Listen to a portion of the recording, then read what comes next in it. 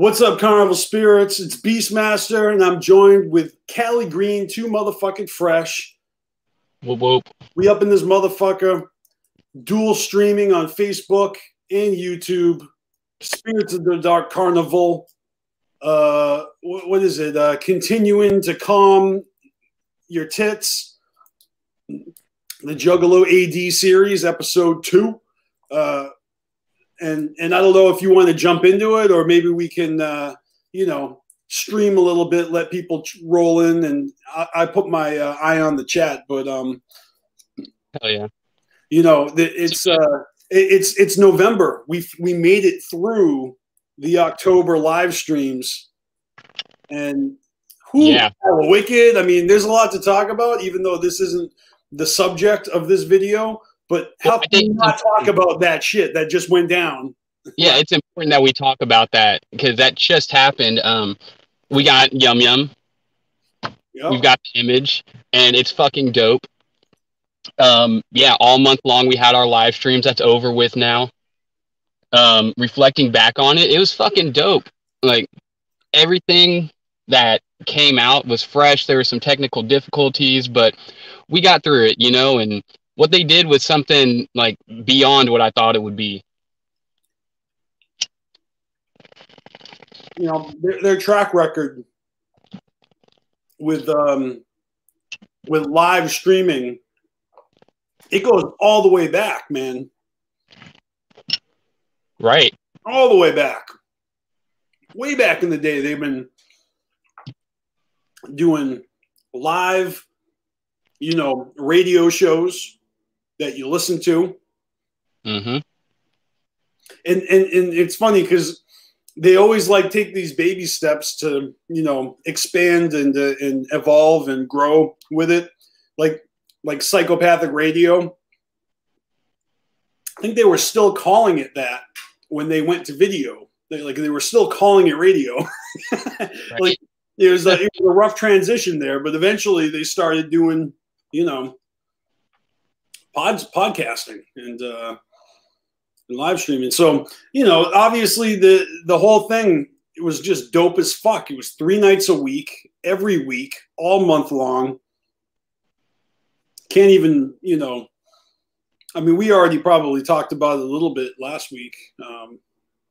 But slightly. What I'm thinking about mostly right now, honestly, is Yum Yum Bedlam, the Yum Yum Flower, just the image of that Joker's card, the first female Joker's card. And I've seen it now and checked it out and studied it enough that, I'm just utterly pumped for what's to come for the album and then the EPs. Really, really digging the artwork, and that's all we have to go by. That, and we have Ding Ding Doll, which upon several listens, I'm just so happy with the sound. It's got all these pops and whistles, and it's just a crazy clowny fucking. It's that juxtaposition of something that's really fun with a real morbid lyric of. Because but it's actually fun. The way that the doll is like, "Yo, maybe you'll die tonight." Like, I don't know, I might fuck around and kill you. Like, it's that nice Juggalo sarcasm, Definitely. And then the image, going back on the image, we also got the seeds as well, which I wasn't expecting to see everything in one shot. So we see the first face because there's a second face. As you can see, it's kind of based on like a Venus flytrap. So the next face is going to open up and. But how is it going? What's it going to look like inside there? Like you think about the way that they did it on the Mighty Death Pop, right? Where you just see the clowny face, but then all of a sudden it's like a skull. Like I got that T-shirt where it's the skull version from underneath, and on the album. It had one of those shimmering hologram things where you tilt it. You tilt it and it animates, right? And it's a real simple anime. I mean, you used to get stuff like that. Sure, and it shows all the pieces popping. Right. Right, so you actually got this like makeshift animation on the album cover of seeing the Joker's card explode. With this Joker's card, I actually can visualize the face of Yum Yum Flower. I can actually see that mouth moving. Like I can actually see these arms and these little, like in my mind, this is like the most animated, you know, Joker's card, because I just see so much potential for moving parts. And especially with the zigzaggy face, how that's going to open up, and it could be so gross in there. Like I can't wait, or horrific, or you know, some who knows? Like, who knows? We don't. Well, that and the acoustic set, ICP's Hallowicked acoustic. I enjoyed the shit out of that with their Road Warriors outfits, paying off to the dude that just passed away this year, like recently. The Road Warriors, Hawk and Animal. That shit was fresh. Legion of Doom. Speaking of wrestlers, I just got some mail recently. I picked up a couple Juggalo novels, and books. These books are the same thickness, but I promise you, this one's longer because the font's bigger. There's less words in this book, even though they're the same thickness. This one's a little longer, trust me. You can just tell. You're like, oh yeah, there's way more words in this one.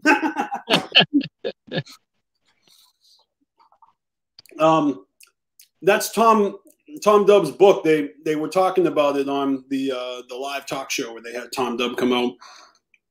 I'd completely forgotten about it. When that book first came out, I remember hearing about it, and I got my hands on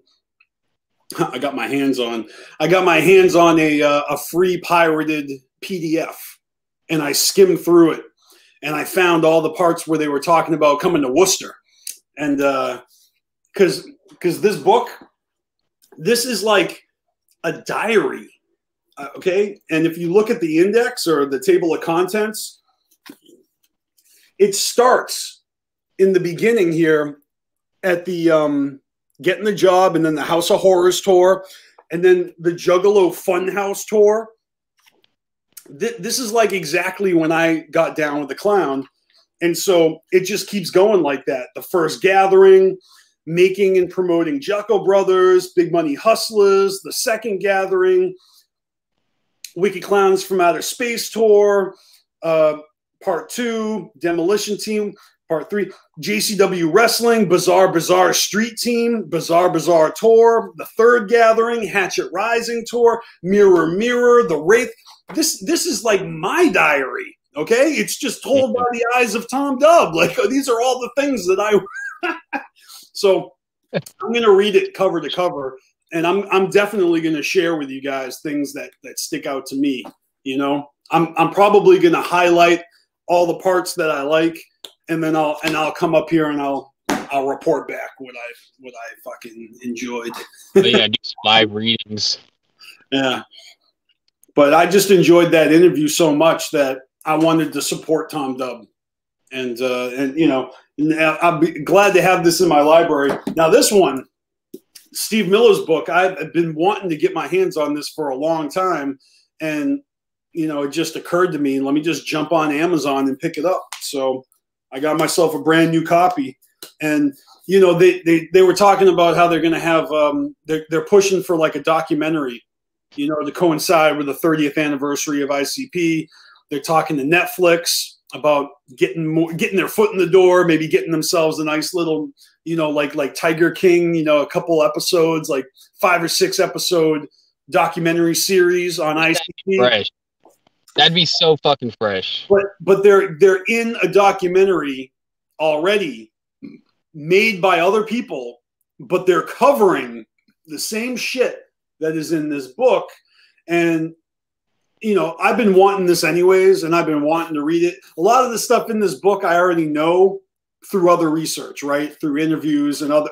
I mean, I've heard about this for the past like 3 years, you know, 4 years now, and I finally have it. So again, I'm going to read this cover to cover. I'm probably going to highlight the shit out of it, things that stick out to me. I'm going to do Juggalo book reports on Carnival Spirits. I shit you not. Like, I'm not just going to read these and keep my thoughts to myself. I'm going to fucking tell you what I think, you know? and before that documentary comes out that ICP is in, I'm going to have this read so I can fact check them. So you can fact check them? Yeah, but that would make it more fun for me to watch the documentary after reading that. Just like when I found out back in like, you know, 98, 99, when I found out they were making Lord of the Rings, the trilogy, they were like, Peter Jackson was like making that shit. I remember I was working as a mover, okay? And we went to this house and they had a big pile of shit on the lawn that was like trash. They were throwing it out. And they had all 3 books of Lord of the, you know, J.R. Tolkien, Lord of the Rings, The Hobbit, and I'm sorry, The Hobbit is not part of that, right? Lord of the Rings is, you know, anyway. Yeah. I have a copy of The Hobbit on audio cassette. And I never read The Hobbit, but I had the audio cassette and I watched the movies as a kid, you know, the cartoon version. Yeah. But yeah, when I found out they were going to make movies of Lord of the Rings, boy, I'm like telling long-winded stories like Violent J over here. But I wanted to read the books first, so I did. And then when I watched the movies, it made it like 100% more enjoyable because I already knew what was happening in my mind's eye. And when shit was going down on the screen, I was like, oh snap. Like I just picked up on all the details and it was awesome, you know? And I just feel like that documentary, if it's worth its salt, information is gonna, you know, be right there. So that's going to be a project for the winter for me.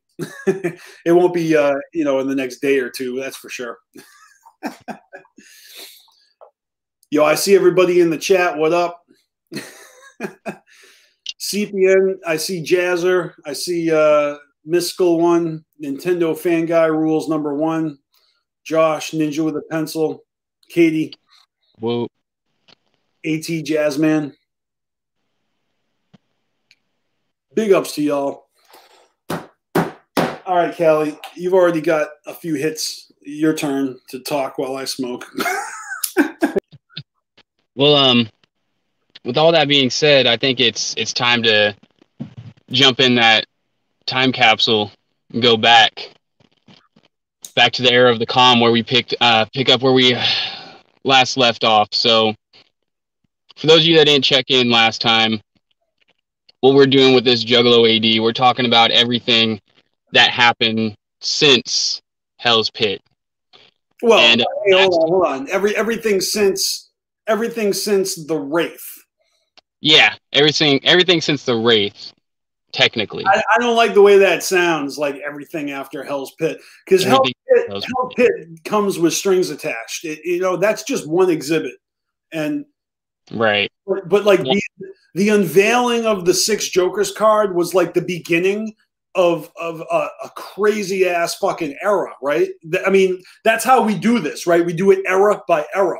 And so when the 6 Jokers card dropped, 2 parts, Shangri-La, Hell's Pit, that was a hella dragged out era. And then it's like, all right, the next era after death, right? That's what AD is. After death, you fucking die. The Wraith takes you to heaven or hell. And now what? And we talked about that last time, the calm before the storm. Exactly. Yeah. We talked about that. We looked at footage from the 05 gathering seminar. And I thought it was dope, you know, them talking about the Tempest and hearing them talk about Big Money Rustlers, which was nowhere near production yet. But in between those two gatherings, let's say 2005 and 2006 gatherings, the era of the calm, there was a bit of a rift in the Carnival. Psychopathic Records, Alex Abyss took off, which we heard a lot about that during this Peep Show. We heard them talk a lot about that recently. So we had that situation happen. We had Esham, Lavelle, ABK all back out. We had Twisted talking about forming their own label, Magic Records, which didn't really happen. They put out, you know, if you remember, they put out some T-shirts and shit, but it didn't go past that really. Some promo. But all this was happening. You know, we had two groups form and just dismantled immediately within the time of their releases. I'm talking about Supervillains. It came and went. We had Drive-By. It came and went. But then at the same time, we had new artists stepping onto the label. We had new management taking over. We had Billy Bill taking over in the ranks, getting the books right. We had A&B winning the Underground Psychos fucking coming into the label. We had the arrival of Boondocks, who was being hyped up as this next great entity within the Juggalo realm. So there's a lot going on. Also, this is around the time Jump Steady was making music. So there's a lot happening around this era, which is why we're into part 2. Right. So where do you want to start when it comes to all that? Because there's a lot to unpack there. I mean, if we're gonna cover all that shit, I know you did a lot of research. Let's start with the arrivals of A&B and Boondocks. So you want to show that A&B video first? All right.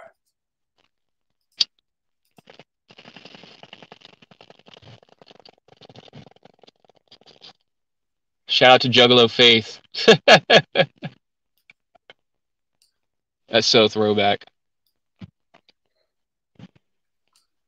I'm trying to make it so it's as big as it can be on your screen. Forgive me for not doing that ahead of time, but this looks pretty good. Can it get bigger? Can it get bigger? Or is this about it? You tell me. I think that's pretty damn big on the screen. Yeah. All right. So this is only a 3-minute video. Let's check it out. To the end, keeping our karma up at a 10 and stay fresh. We the underdogs. And you we can get flagged for this? Giving up was never even the option. We are motherfucking beep. We'll beep out every time he says a vowel. At a 10 and stay beep.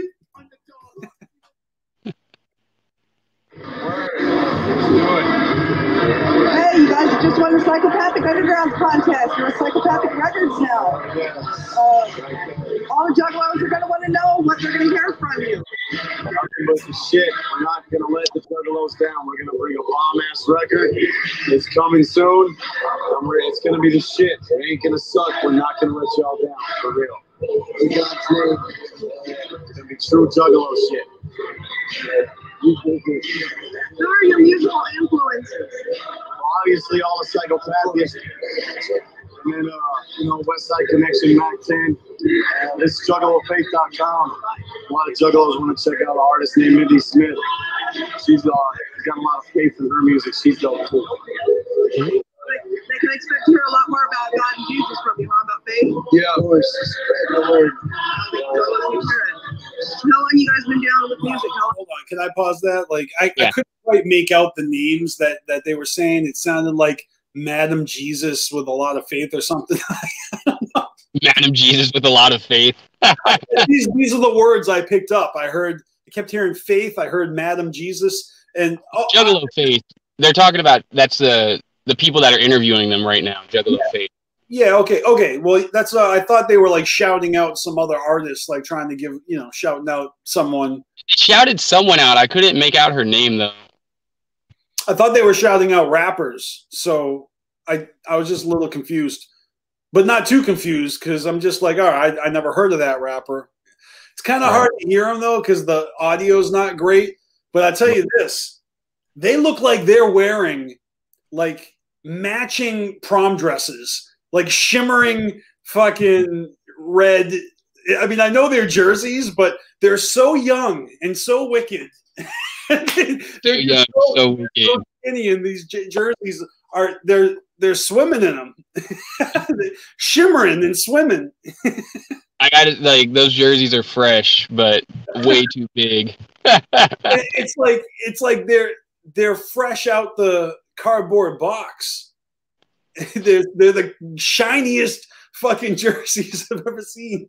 How long you been recording? We've been recording as Axe Murder Boys for 5 years now. 5 years? Yeah, we've been doing from good. Denver? Yeah, Denver, Colorado. Denver, Colorado in the house. Is there anything you guys want the Juggalos to know about? Just one thing, represent that hatchet. Have faith, juggalofaith.com, and get ready. We're coming with a bomb-ass record. Okay, he said juggalofaith.com. He's shouting out a website. That's what it is. Yeah. Faith, for real. Yeah, that's our shit. We got that tattoo the day before we left to Detroit for the Top 5 concert. Wait, how old is he? Was he like 15, 16 or some shit? So how old was he? He was like, he wasn't even 18, right? Do they have matching tattoos that they? 2006. He's my age. Hold on, 2006. How fucking old was I? I'm just trying to. 16. 17. Some shit. 18. I don't fucking know. But. So someone out there is giving 15-year-olds belly tattoos. Is that what we're talking about? Kid shows up and he's like, yo, just write fucking. Hey.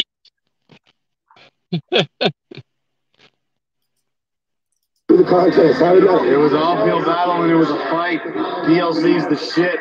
They were the greatest, to compete with. Is this after they won or before? Yeah, this is right after they won. So, for those of you who don't remember, it came down to A and B and this group known as PLC, Players Lounge Crew, who they didn't really do much after this. They were on the Tunnel Runners, and that's the last we ever heard from PLC. Yeah, well, I mean, I never heard of them before or after, but I mean, you know what? They were the ones I liked the most, probably. I mean, they were the more appealing to me, anyway. Shout out to O the Whore for tuning in right now. You guys are the shit.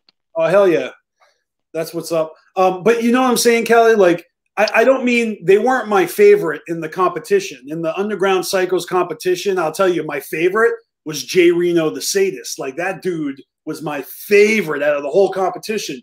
But when it came down to the last two contestants, I was on the Players Lounge Crew side.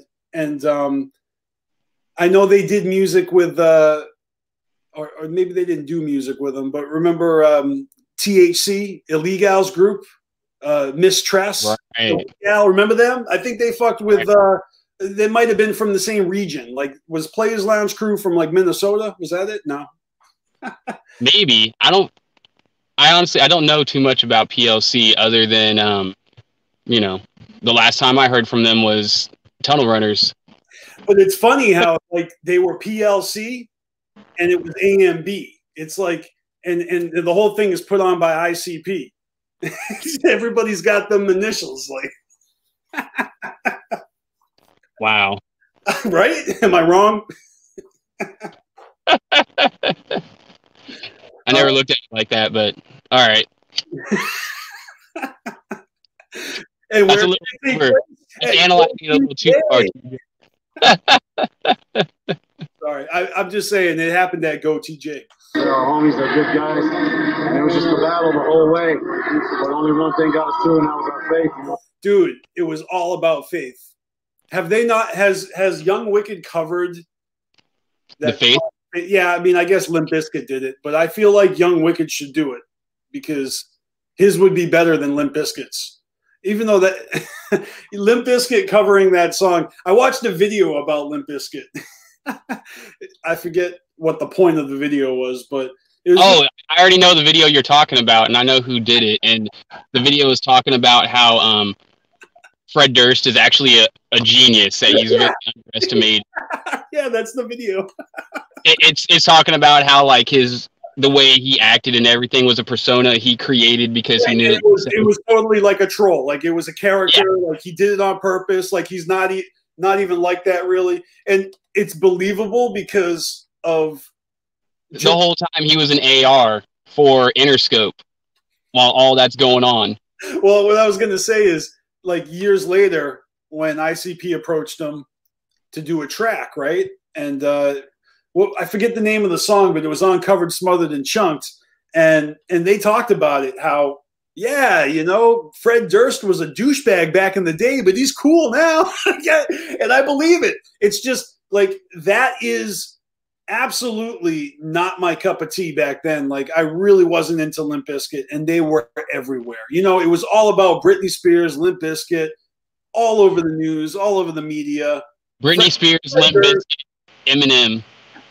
Right, and think about it. I mean, Britney Spears is my favorite out of all of them. It was all about fuck Eminem. I wasn't into Limp Bizkit.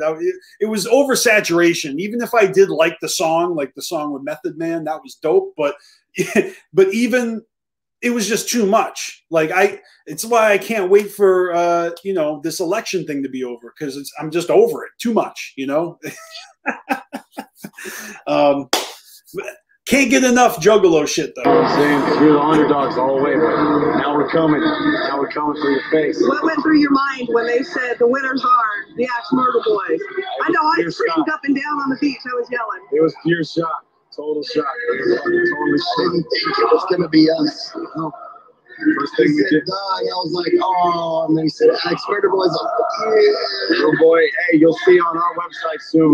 This documentary that's going to come out in 2 parts. Also on thewickedshit.com. That's where the first one's going to be released. And the whole moment and everything. You'll see Rude Boy give me a major hug, and that was great. And we just got major love for everyone on Psychopathic. We're glad to be a part of the family. We're not going to let y'all down.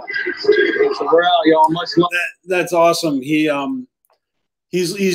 being interviewed. He's being asked like what feels good, like what, you know, how'd it feel to win? And he's like, oh, we got a hug from Rude Boy.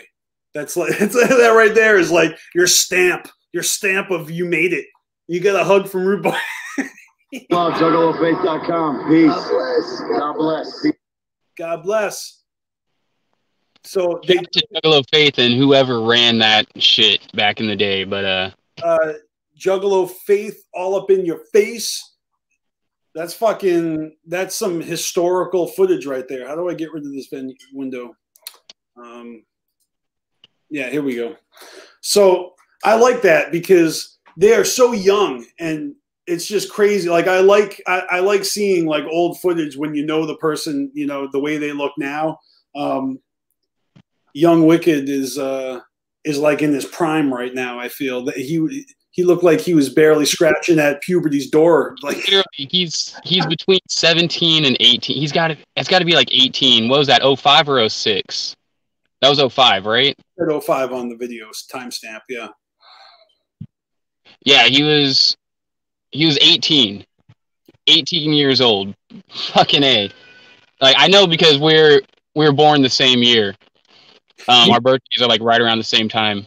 So if that was the gathering in 05, right? The announcement for this contest. Do you remember how early that was? Because it had to have been in 04, and I know that for I want to say yeah, it was 04.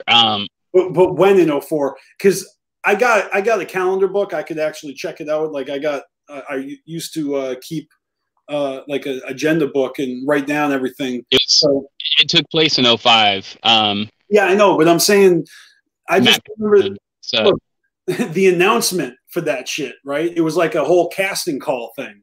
Like, hey, here it is. If you rap, here's your chance, right? Here's your chance. Like, fucking. That might have been the beginning of 05. It was 04, bitch. I'm telling you, it was 04. And I just don't remember how early in the year it was. I'm trying to tell you why I know it was 04. because that was a moment that motivated me, you know, because I was working on Dear Joe and Joey. Like at that moment, I was preparing to record my very first fucking song. And then all of a sudden, ICP puts out a, hey, do you make music? Send us your music and win a contest. I mean, not that I would ever win. I was wet behind the ears just working on my first song. But you know what I mean? Like I was flirting with being a rapper. Like I had already recorded like a handful of fucking songs, like to prepare myself, like just fucking around, like experimenting, like finding my voice. And I'm talking about on a 4-track, you know, like sitting in a studio with my buddy and singing into a real microphone, no computer to be found. Like, so anyways, my point is that fucking contest, man. I mean, I just remember all the people that entered and how fresh it was to see all the comments that everybody who listened to the song would actually like, they would post all of their feedback. And I remember Jay Reno was so dope. I thought for sure that he was the dopest out of all of them. Who else was in that? Right. Who else do you remember being part of that? Well, let me just first say that, you know, like 10 years later, I paid for a verse and I got a Jay Reno track, a collab track with him, you know, because I just felt like, hey, a lot of these guys, that's how they're trying to make money. They're selling verses, they're making, you know, selling hooks. They're in the underground, and a lot of these artists out there are fucking selling verses and stuff. But I got one from Jay Reno because he's my favorite tunnel runner. I thought he should have won that contest. And I love how he just held down his old Canadian thing. And he even had a show on Fuck Off Radio for a while, his Canadian fucking whatever stoner show or something. That was awesome. God damn. Do you remember that? Now I do. Yeah. And take another hit. Fucking remember when Jay Reno had his own fucking show on? It's like, this is like before, it might have even been before Wolfpack started doing like shows, because Wolfpack would always do that shit at the Gathering, you know. Mm-hmm. We're gonna have Don Chaos jump in here with us. What up? What up, What man? up, Chaos? Just chilling. That's what's up. We got Beneath the Dirt says PLC should have won. Chaos, you're from Denver. Looking back, were you all about A&B back in the day? When did you first hear about A&B? I heard about him in 2005 also, and that's funny watching that because when the year that video you guys were watching, I was just starting high school. So Chaos, they said that they had been making music for like 3 years. Is that what they said? 3 years? Or did they say 5? 3? Huh. I always thought they released like something in like 99, didn't they? That's what I'm saying. So 99, 2000, that's when they started releasing music, but you didn't hear about them until the contest? Nope, at least maybe I did, but then again, I was doing a lot of weird shit at that age. Yeah, you know, Chaos is like tripping on mescaline, running around naked. He was that dude. He wasn't paying attention to the fucking motherfuckers handing out CDs and flyers. And that's more like what I was doing around 05. Not me. I was like borderline straight edge around that time. Like I was a workaholic. I was working 6 days a week. Yeah, I wasn't doing anything back then. 05, I lived right off Hollywood Boulevard, like literally right off the main Hollywood and Highland strip. So I was in the middle of Hollywood. Like 05, there's a lot of nights like 3 a.m. just walking the strip, like fucked up or something. Well, actually, 05, I was in middle school, then starting high school. God damn. Man, like, I mean, if I was going to think about middle school days, I'd be talking about when Terminator 2 came out. Yeah, it's like when I wear my Spare shirt, I always tell people, fun fact is I've had this shirt since I was 12, and they're like, damn. Wait, what's middle school? Is that 7th, 8th grade? Yeah, back then I 6, heard, 7, 8. Back then, didn't it used to be 6 and 7 and 8? We had this thing in 6th and 7th grade were called junior high. That's what we had. 2 years of junior high.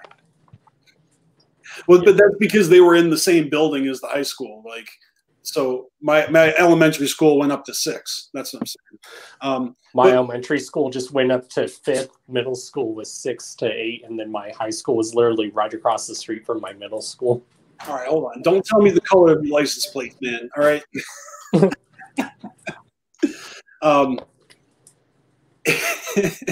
So that's way too far back in the time machine. Know what I'm saying?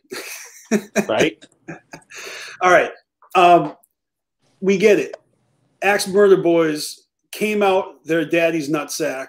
They started rapping immediately. They won that contest and then started growing hair in their nuts. But so it was announced. It was announced that A and B, had won the contest. But then it was also announced that there was another new artist that somehow, skipped to the front of the line.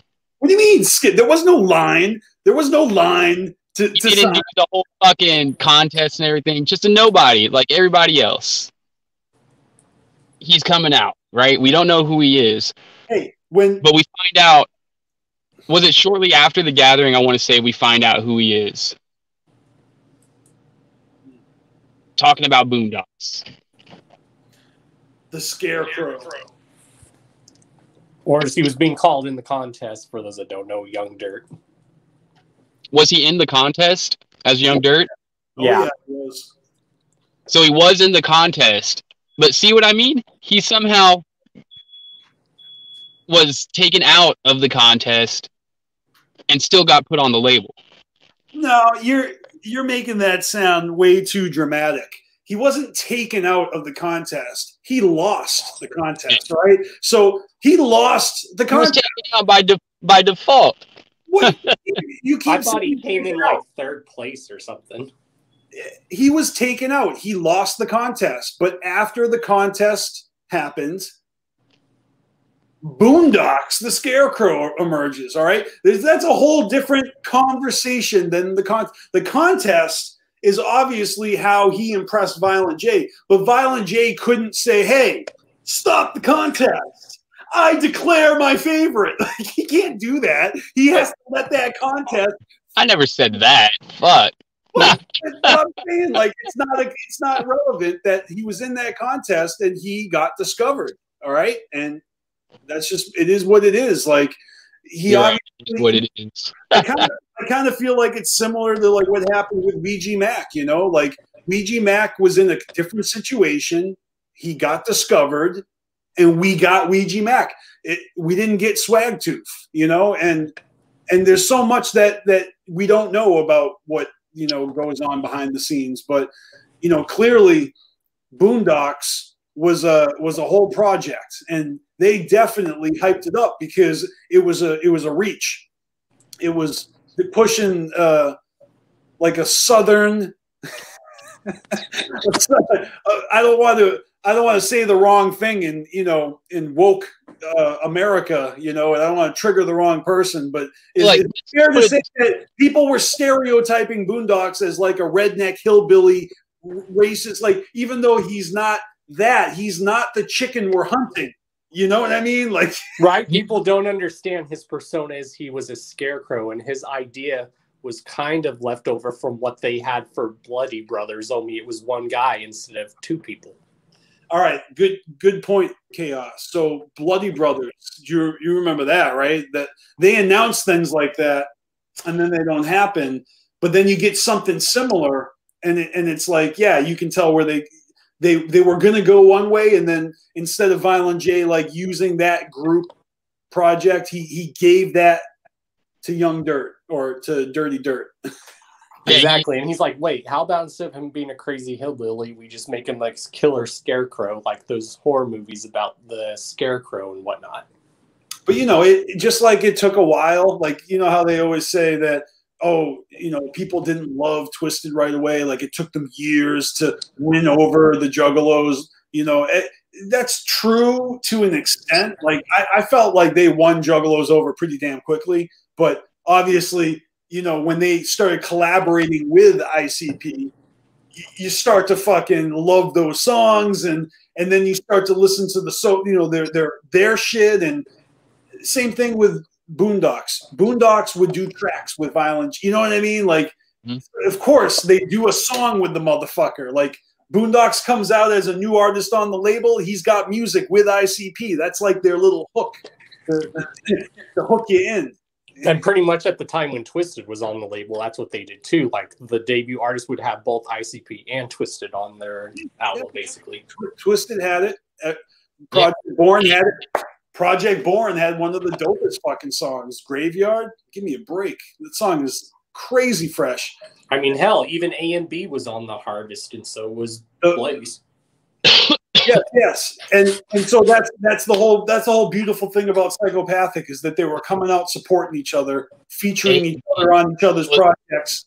That was part of the contract with A and B. Like whoever won the Underground Psychos was that you get Mike Clark beats and you also get to work with every artist on the label. It was dope when they gave us a Boondocks Esham collab. I forget which DJ Clay album it was, but the first one.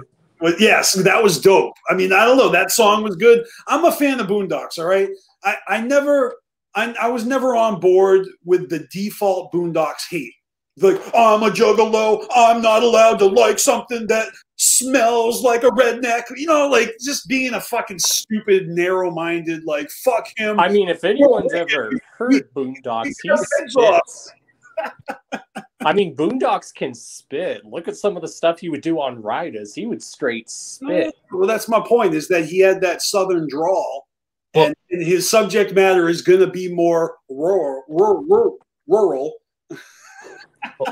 The Harvest, when it came out, is definitely a dope album. It didn't hit the way that A&B's did. For some reason, A&B charted, but Boondocks didn't. That's a whole different discussion there. But so A&B was getting the same hate. It came out at the same time, though, right? Or the same what? Same year? It came out within the same year.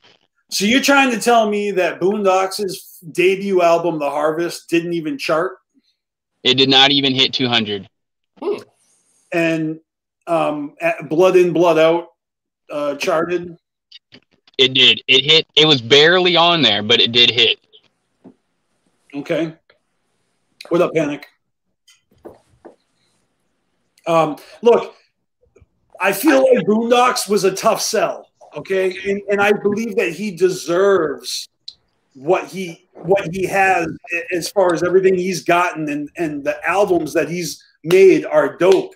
They're not all my cup of tea. Like, not all of his albums resonate with me. I like some of them a lot. Some of them I don't care for. But that's a whole nother conversation. I think that he is dope live.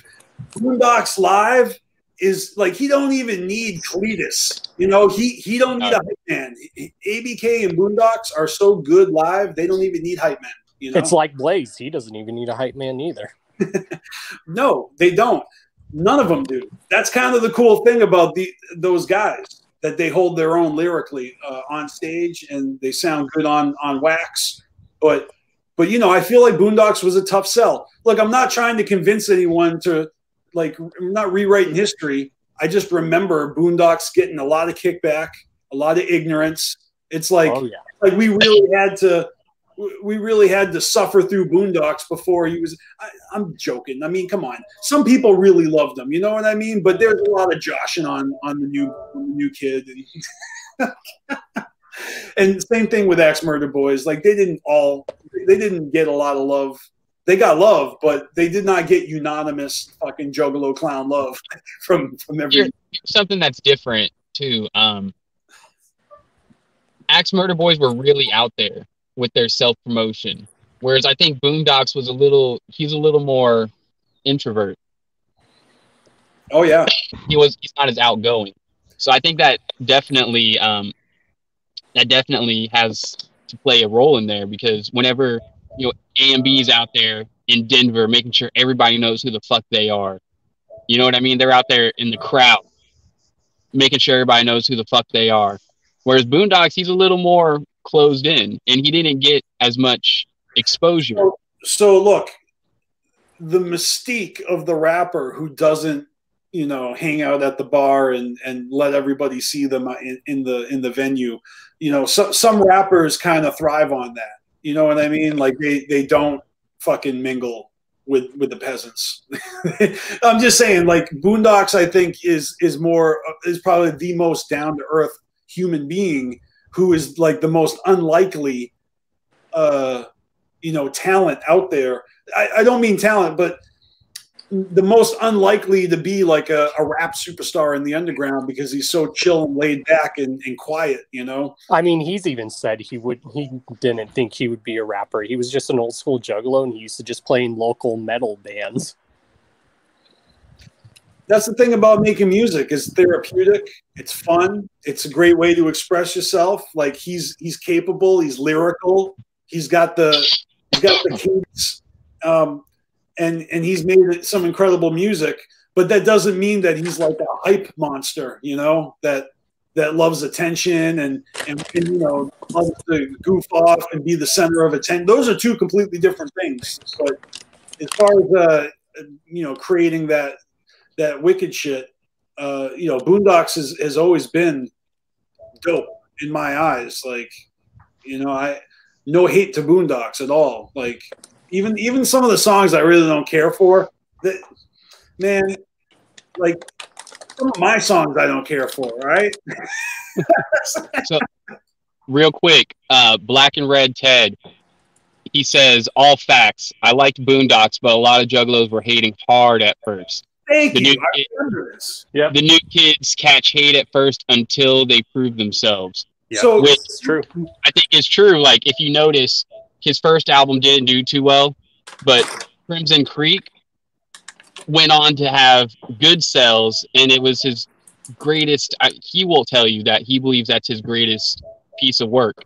And Juggalos ate that shit up by that point, you know? Well, you know, he had Pumpkin Tits come out in between, and that was amazing. He did have that, but... That's not a real album. That was a little holdover. You know, it didn't. I don't think he really got much more. Is that something real that he actually put out? I said tits, but it's Pumpkin Head. That's the name. Oh, yeah, it's named after basically an old, isn't it like an 80s horror movie? It's not to be ignored. It's not. It makes an impact, because you're just talking about his LPs, right? But Pumpkin Head had remixes from The Harvest. And it had that song "Summer Nights" with Violent J, which is a fucking banger. Don't get me wrong. Like, Pumpkinhead was amazing, but it wasn't something. It was something that was put out there to kind of rejuvenate people, keep them interested while he worked on his album. It wasn't anything. The next album came out, more people were down because that EP was better. You know, it was a move in the right direction. I mean, but also he started getting more exposure during this time, because I mean, of course, in the beginning you're going to get a lot of exposure, but he was doing, if you remember, this was around the time that JCW was really taking off. He was doing a lot of openings for JCW events and doing all these like free like little events, just out there passing out sampler CDs. And you know what else? Work. Fucking Too Tough Tony would always be repping Boondocks Journey. And his intro music, right? It was like that was his thing, and it never changed. Yep, and Too Tough Tony, isn't he from Kentucky? They got to be down like that. I mean, I'm just saying, Too Tough Tony, like, always was repping Boondocks. Always. Also, rest in peace, Tracy Smothers. Just saying. Yeah, and Echoside Fiend said Boondocks was in some storylines in JCW. I remember that shit. Hell, even Boondocks actually got the chance to wrestle one match in JCW, and it was against Tracy Smothers. He teamed up with Booker T, which is awesome. No doubt. Yeah, shout out Echoside Fiend. Wow, I want to see that match now. You bring that up, like, holy shit, I want to see that. Motherfuckers. Yo, shout out the Horror, shout out Roxy Riddlebox. Hell yeah. Shout out Ninja with a Pencil. He liked Pumpkin Tits. Do I sense an upcoming Ninja with a Pencil Pumpkin Tits illustrated? All I got to say is anyone who didn't get to see Tracy Smothers wrestle, it sucks because he was a good wrestler. I got to see him wrestle quite a few times. Chaos, did you see this part earlier when I showed this off? Look what I got. I got Tom Dubb's book. Nice. And, it covers his entire history with Psychopathic. A lot of JCW stuff in here. For those that don't know, he was known as the Giant Killer in JCW. Hell yeah. I don't know. It's not because like I didn't like him. I really don't have a explanation other than I never listened, but I've honestly never listened to a full Boondocks album. Ever. Like I know a few songs like Lady in the Jaguar, I think that's one. Yep. We All Fall, I guess just because that's a fucking video. Yeah, in the video, I think the video is a little. Oh no, never mind. I know what you're talking about, though. It's really not hate or I don't know. I don't know. I must have been doing something around that time and I just never paid attention, or I don't know. It's not that I didn't hate him. It's just Panic is not quick to jump on bandwagons. I'll be honest. I didn't hear Boondocks until around the time of this had to have been like 2008 is when I started listening to Boondocks. So I wasn't sold on him at first either. I mean, look, think about it. This is what, 2005? You know, yeah. They have a whole content. I mean, that's the whole thing is everybody and their mama wanted to be on Psychopathic for real. Like, and so these years of gatherings, because once the gatherings went outdoors, 2003, 2004, you got to figure like now they're doing contests where the winner gets a fucking record label deal, an album, like this is a Juggalo's wet dream, you know? And so I just feel like it's dope that so many, and I know we didn't talk about all the other artists, but so many people like went for it, you know? And some, no. Let's not forget isn't this the second time they did one of these contests? Because how did Be Sinister come in? Well, that was just a in-gathering contest, right? So you had to show up at that gathering, perform, and then round 2 or something like that, right? As opposed to like a whole year-long submit your shit through email and then get vetted, and then you know that's a bigger scale. That's definitely was let's be real. There's definitely a lot more investment the second time around. Well, that first one, that's dope as fuck too, because I actually was at that gathering and I bought that I have that CD, V Sinister's, whatever the fuck it's called, something. The Hunting Season? Season of the Harvest or Killing Season. Yeah, Killing Season. Hunting Season. V Sinister is the shit. He fucking hates that album. He hates that album. I mean, I've met him a bunch of times, and I just, by way of like friendly conversation, like I want to tell him, hey, I bought your album. I bought your Psychopathic album that came out, and he's just like, throw it away, put it, destroy it. It's trash. Away from me. He hates it. He's like, buy my new shit. Shout out to whoever's watching over at Twisted Official. That's not them. You know what? Speaking about Twisted, dude, that new House of Crazies track is dope as fuck. I don't know if anybody's listened to it, but I like that shit. A track? The one they put out the lyric video for? Yeah, so on Halloween they always drop, songs. They dropped a Twisted song. I want to say it's like All Day, All Night. Yeah. And then the other one's a House of Crazies track. Yeah, no, there's a whole album. There's a whole House of Crazies album, isn't there? Or is that a Twisted album? There's an EP. All right, it's an EP, but it's not one song. It's like fucking 7 or 8 songs. That's like an album. Yeah, check it out. It's definitely worth a spin. Go throw it on Spotify. Or, I don't know what's House of Crazies or what's Twisted. I did listen to it though. There was a lot of good Halloween songs that came out. That new AXC Halloween song, that was good. Right. That AXC's killing it. Yeah, AXC AXC, killing it. They're just dope. That Mausoleum album, whoo! I liked it. Mausoleum was dope.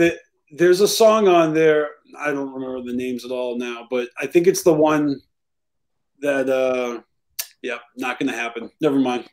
Unless I have the track list in front of me, I'm not going to remember which one it is. Never mind. That album is literally a horror movie put on CD, which is good. No, that new XE was so fucking fresh. Definitely check it the fuck out, like if you haven't. But going back to what we were originally talking about, Era of the Calm, we just watched A&B right after they won Underground Psychos. You got that Boondocks video queued up? Yeah. You want to watch that now? Yeah. So, real quick, whenever Boondocks first came out, I believe this came out on the Psychopathic Records website. I believe that's how they dropped this, but there's this little teaser video that came out explaining who Boondocks is. Yeah, it's like a Q&A, and it was on his like website apparently. All right, you see that?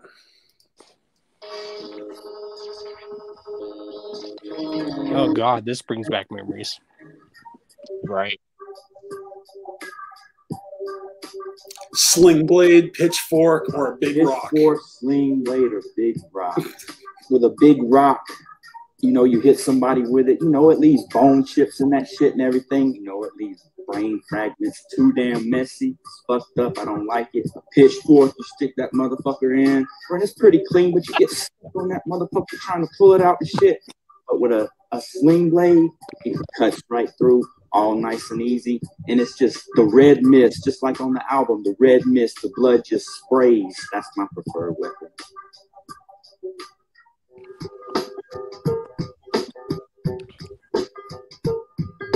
Vita, she's got a nice ass. The face is all right, but it's not all that. Beyonce, if she's got Jay-Z's money, but if she don't come with Jay-Z's money, that's what he likes about her. Go with wait a minute. Now, but she's got the whole package. Beyonce has Jay-Z's money. That's a little sexist. Shit, my cups always half full, and what's in it? Always that motherfucking moonshine. That city. Yeah. That block and tackle. It's like, I'm a raging alcoholic, y'all. Is what's in my cup, and it's always half full. Hold on, we can't keep watching this. We need to stop and laugh a little. I don't want to keep going. I just want to laugh. I got to say, like, I also choose The Rock. They even put this video back on the MySpace days too. So it's MySpace era, yes. This is a fun little get to know your resident Scarecrow Q&A session. You know, we should do something like this. I think you guys watching should send us questions, and we'll set it up like this, where your question pops up on the screen, and then we'll each take turns answering it. And you guys, we can all go live, and then I'll put the question up, and then you all have to fucking answer. That'd be fun. All right. Well, so everybody send us your questions. Shall we continue? Favorite face painted wrestler? Heidenreich painted his face? Wait, is this like fucking he can't choose his own answers? He's multiple choice always? Like these answers are pre-written for him and something's multiple choice. Who is your favorite out of these people? What? No Sting? I didn't know that guy painted. Huh. I want to say Gold Dust though. That's why I picked Gold You Dust. misread the question. Fuck, marry, kill. So Gold Dust and who? Long homosexual. Just because he's Dusty Rhodes' son, I'm just gonna call him metrosexual, but that still makes him stale as fuck. The ultimate warrior, he's the shit. I mean, that's the ultimate. That motherfucker right there, all his interviews and stuff. Mary. That's just fresh. He's the freshest by far. All right, hold on. I met Gold Dust. He was a dick. Really? Yeah, Dusty Rhodes. That's crazy because I've always heard he was mad chill. I've actually met. I met him. All right, he came to a mall. What year though? It does play factor. Yeah. Hold on. It was either like 97, 98, 99, something like that. Then he was in a dark place in his life at that time. All right. He also had a broken arm. Just saying, he had a broken arm. That too. But he had got. I mean, we don't got to go too deep into this, but he had a fucked up time. He was doing gimmicks he didn't want to do, and it's understandable. It didn't even faze me though, because we didn't go for him. Like, first of all, it was supposed to be Stone Cold. That's who was originally going to be there, and when he wasn't, for some reason, they changed it to him and Sunny, fucking WWF original diva. So I've met her 3 times, but that was the first time. And Sunny.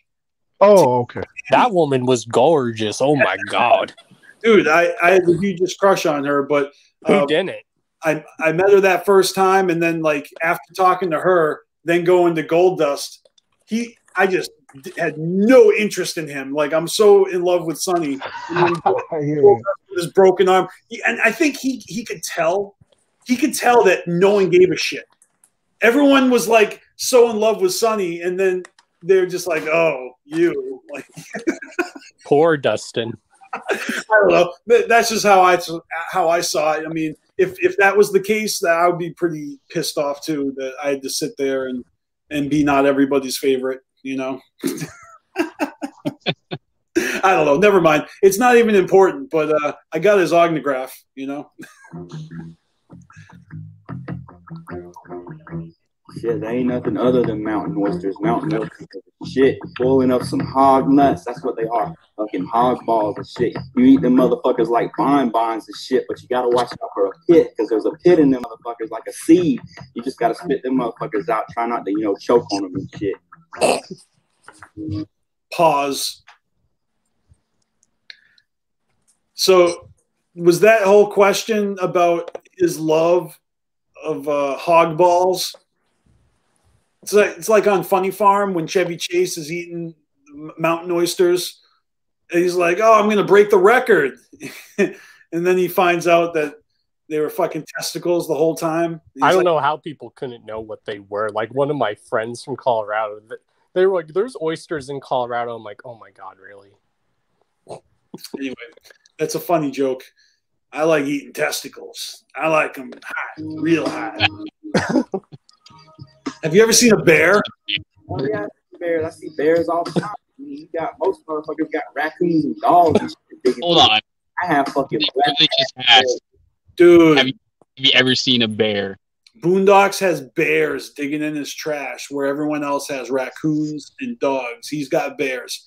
He's open season at Boondocks' house. Garbage. And that's the fucking problem. How the fuck you run a black bear off? I mean, you just can't come out there and kick the motherfucker. That video. Yeah, you're not kicking bears. Does anyone have anything smart to say about bears? I mean, you can train them to spin fucking plates on their nose and shit. Barnum and Bailey's circus is like shut down from animal cruelty because of shit like that. People love. You remember when the tiger actually eventually like ate one of those fucking dudes? Good. I do. Just look at Tiger King. All right, these are wild animals. You're not supposed to fucking play with them. Yeah, go straight after a bear. Don't run after a bear, especially if it's a mama bear, or don't think you can run downhill from a bear. You're fine. Wait, hold on. Chaos, are you spitting like facts here? You got like legit bear safety tips? Say that again so I know. I said don't think you can literally outrun a bear if you're running downhill. Okay, so running downhill with a bear behind you, you're not going to outrun it. Nope. You're not going to outrun a bear on flat ground either, bro. Like, nope. So why are you saying that? All right, you're not going to outrun a bear. So if you think running downhill will give you more momentum, that you're faster, it's not going to work because the bear will be going downhill too. I know. I looked back on it. I accept your challenge. I remember back when I was younger, they used to say play dead. I'm like, I don't think playing dead would even help. I don't know why they still tell people to play dead. I'm like, I don't think that would work. You'll be dead. No, right. You cannot put Shade in a bear suit and have him chase you around. That would look like an Ewok.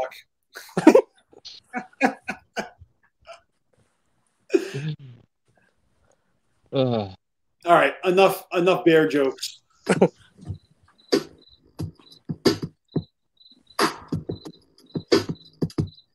I ain't walking no motherfucking way. I did enough walking when I was younger, but I ain't about to ride bitch on no motherfucking moped with nobody, especially that fucking motherfucker. I just hit his ass up on the motherfucking moped my damn self, leaving tire tracks all over his motherfucking face and shit.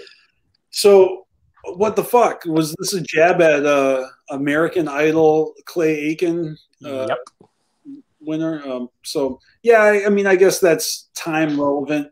You know, at the time, it would have been Fred Durst if it was 99. You know, right? Or what about William Hung? She bang, she bang. There's still a couple seconds left. If you're the Scarecrow, kind of crops you guarding that kush, I'm guarding that wood. That's what I'm guarding. Motherfuckers pay me to stand up there all day and guard that shit. What the fuck y'all think I'm guarding? All over shit. I be traveling all over the world guarding that shit. Sounds like he's saying garden, you know, like Garden of Eden. Wow, right. So that was before the harvest even. So this was what they used. This was the harvest promo, like interview technically. Yeah. That's fucking nuts. Well, that was cool. I mean, it's a little kayfabe-ish, but you know,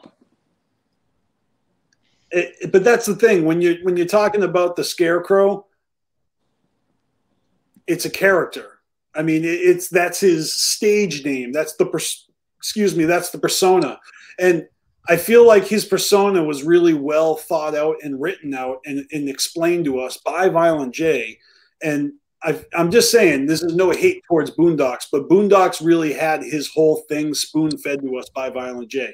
Like, Violent J explained it to us, prepared us for it, forewarned us, he begged us not to hate it. Like, you know what I mean? Like, he braced us for the fucking change of altitude and pleaded with us that, nah, this is us going into new territory. We're going into that southern, like where you never thought you'd see us go. I mean, it's a stretch, man. It's different. It's right. Back then, you know, it was like fucking rednecks on site. You know, like it just felt like it was asking a lot. And the same way that when you try to push a female artist on a male chauvinist, audience, it's like, let's not forget, this is during the era of the calm, right?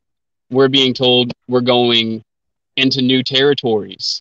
So that's exactly what they did here. They switched shit up. We got, a quote unquote, like redneck kind of stereotype. That's what they did there. And we're being shown that there can be a redneck, but they still not be a bigot. That's kind of, I think, like the point they're trying to make with Boondocks is he's not a redneck. That's the point. Is that everyone was trying to pigeonhole him as a redneck, and it was really hard not to do that because the stereotype is painted all over him, just the way he sounds. I mean, but there's a lot of Southern juggalos that got the Southern drawl, and it's just as peculiar as seeing, like, you know, gay or female juggalos enjoying the homophobic raps and the fucking bitch is a hoe is a slut, fuck you, you know, and these chicks are like, yeah, showing their tits, like, so it's just, I don't know, it's music, you know, it's a fantasy realm, and he's kind of going down, like we said, a different avenue, but you know, with the guitar rap, like, you know, the guitar strummings, and I'm real articulate. It works, okay? It just fucking works. I mean, Boondocks can flow over tons of beats. We know this now. working with a ton of different producers, Mikey Clark. I mean, all these motherfuckers. So check it. While we have A and B and Boondocks coming in, there was also change in management happening. We already started to touch on that. We had Alex Abyss walking away, Billy Bill stepping up, but then there's also the whole thing with the supervillains. You know, we had Lavelle leaving the label, who never was really, he was officially, unofficially, officially part of the label. You know, if someone's a part of the label, but it's not like announced, I mean, are they really ever a part of the label? Or Right. It's almost like he was on deck, like he was being prepared, Exactly. or he was putting in his work, he was putting in his paying his dues or something. We have this artist who's, you know, on the label but not getting his proper credit in linear notes. Yeah, he was basically gone. just a part of the team. Like when Blaze first Right. started out, he wasn't a rapper. He was just like the merch guy, or he was the stage setup person. Yeah, but he we- also rapped with ABK, right? Yeah, he rapped with ABK. So if you look at it like this, Twisted brought Blaze. Blaze brought ABK. ABK brought Lavelle. That would basically how that timeline would go there. Lavelle was working hard with Psychopathic Records. This was before Mike Clark came back to the label. They were, you know, needing producers. Lavelle was working with them under the radar and not getting his proper due. So he left the label along with Isham. Isham decided, you know what, fuck this, I'm out. You got the two of them throwing disses. Talk about, like, all the fresh shit that Isham did. Yeah. He was out. Yeah, exactly. You know, at that point he had 2 albums under his belt, a fucking compilation, like greatest hits, so to say, album narrated by Jay, and then the Supervillains. So he'd put in a lot of work, and then not only that, but the Psychopathics from Outer Space Part 2. He was also, you know, well, not him, but there was also another Psychopathic Rider, Converse, that was, yeah. And did he produce even some stuff off of Hell's Pit? Yeah, he was everywhere. And remember, we were talking about the Calm on the last episode. He's on the song, the Baby Mama Drama song, but the song, we like it like that. Fuck you. Didn't he produce it? Yeah, and there's a fucking version of that song featuring Isham out there that never got released. There's other songs that it's almost like they do multiple versions of songs, or they do songs, they get people to jump on it, and then not everyone makes it on the final cut. Like there's always, it's funny how that works, but how like you hear a version of a song and then all of a sudden there's like an extra verse and now Blaze is on it, or now he became, you know, shit like that. Let's not forget they had the, what tour was that? The Juggalo All Stars tour. Him, Jump Steady. Who else was on that? Blaze and ABK. It was ABK. I mean, shit. You know, he was putting in hella work. So they left, right?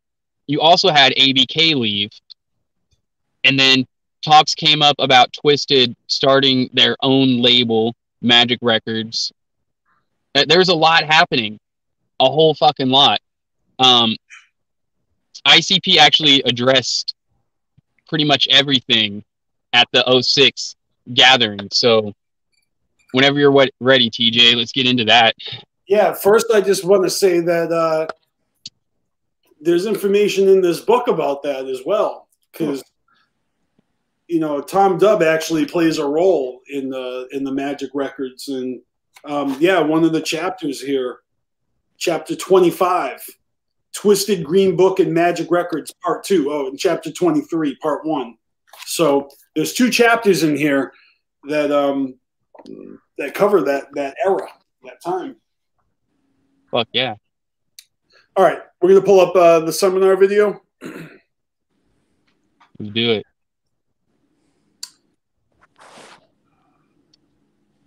So for those of you who remember last time we watched the '05 seminar, and this was fresh off the comm, you know, they're just riding in karma, but at the same time have no idea where they're going with everything. They're talking about big money wrestlers, and that's really it. The Tempest, they're talking up the Tempest.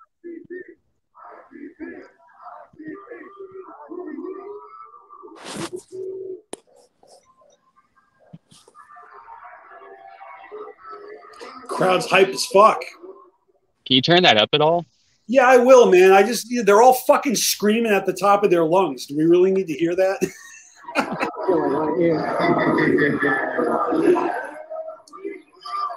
I will turn it up, man, when they start talking. There's no corona. Everybody could yell.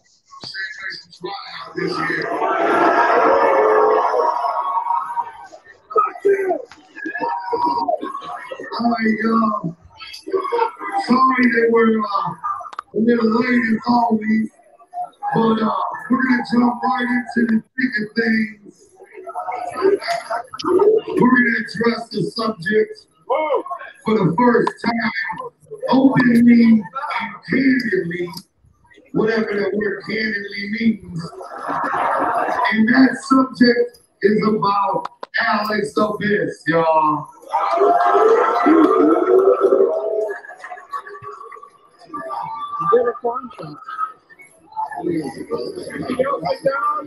This whole, the last, since we all got together, the last fucking 12 months or so has been fucking absolutely crazy. Just like the records, man. Two things right off the bat. Number one, we're all in this life together. We're all sharing.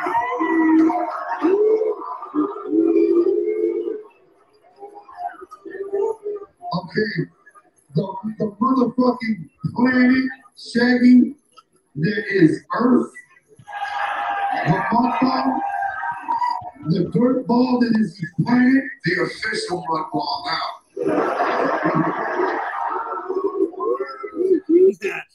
Wait a minute. That's an inside joke. 2006 gathering of the Muddleos, right? That's right. It's funny because this is the year I almost made my return. Like I was finna to go to this gathering, and I couldn't make it happen. I already missed like fucking 3, 4, 5. Missed 3 gatherings in a row. You know, that hurt because I had gone 2 in a row, and I was like, "Fuck, man, I really want to go back." Not gonna say I'm glad I didn't go to a gathering ever, but that would have been challenging. I hear tell that for the real Juggalos, like they had the best time. You know, like they really came together, help each other out. I got stories from friends, man. They had a great time at the gathering. But yeah, Mudball. So this is only 2 minutes into this 10-minute video, and we got 2 more parts after it. We're gonna watch this whole thing. They're gonna talk about Alex. We are sharing our time on this mud ball together. Us, y'all, you guys, each other. And the one thing we have learned about this life is that change is inevitable. As much as it would be the shit if everything stayed the same forever, you cannot avoid change. Some things change for the better, some shit change for the worse, some shit just changes and stays the same no matter what. You know what I'm saying? You got my brushes hair, but I'm like, Superman.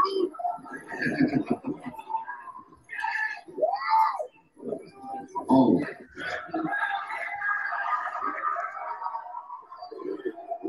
This is their act, right? Violent J starts talking, and then Shaggy just completely changes the subject and makes an observation. Like, hey, you got the freshest hair I've ever seen in my life. I mean, he was doing it at Hallowicked. Violent J's talking about miracles and fucking fireflies. And then Shaggy's like, shit, I got all this hay in my shoe. Like, what the fuck? Like, he just completely changed the subject. Like, making observation. Like, same old Shags.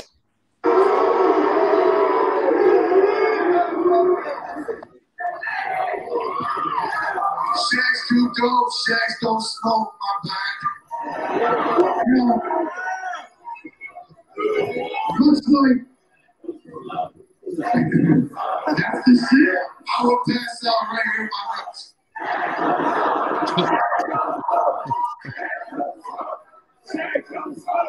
And he got some crack in the slot. Oh!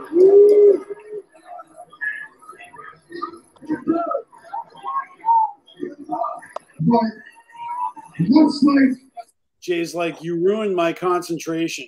The fuck?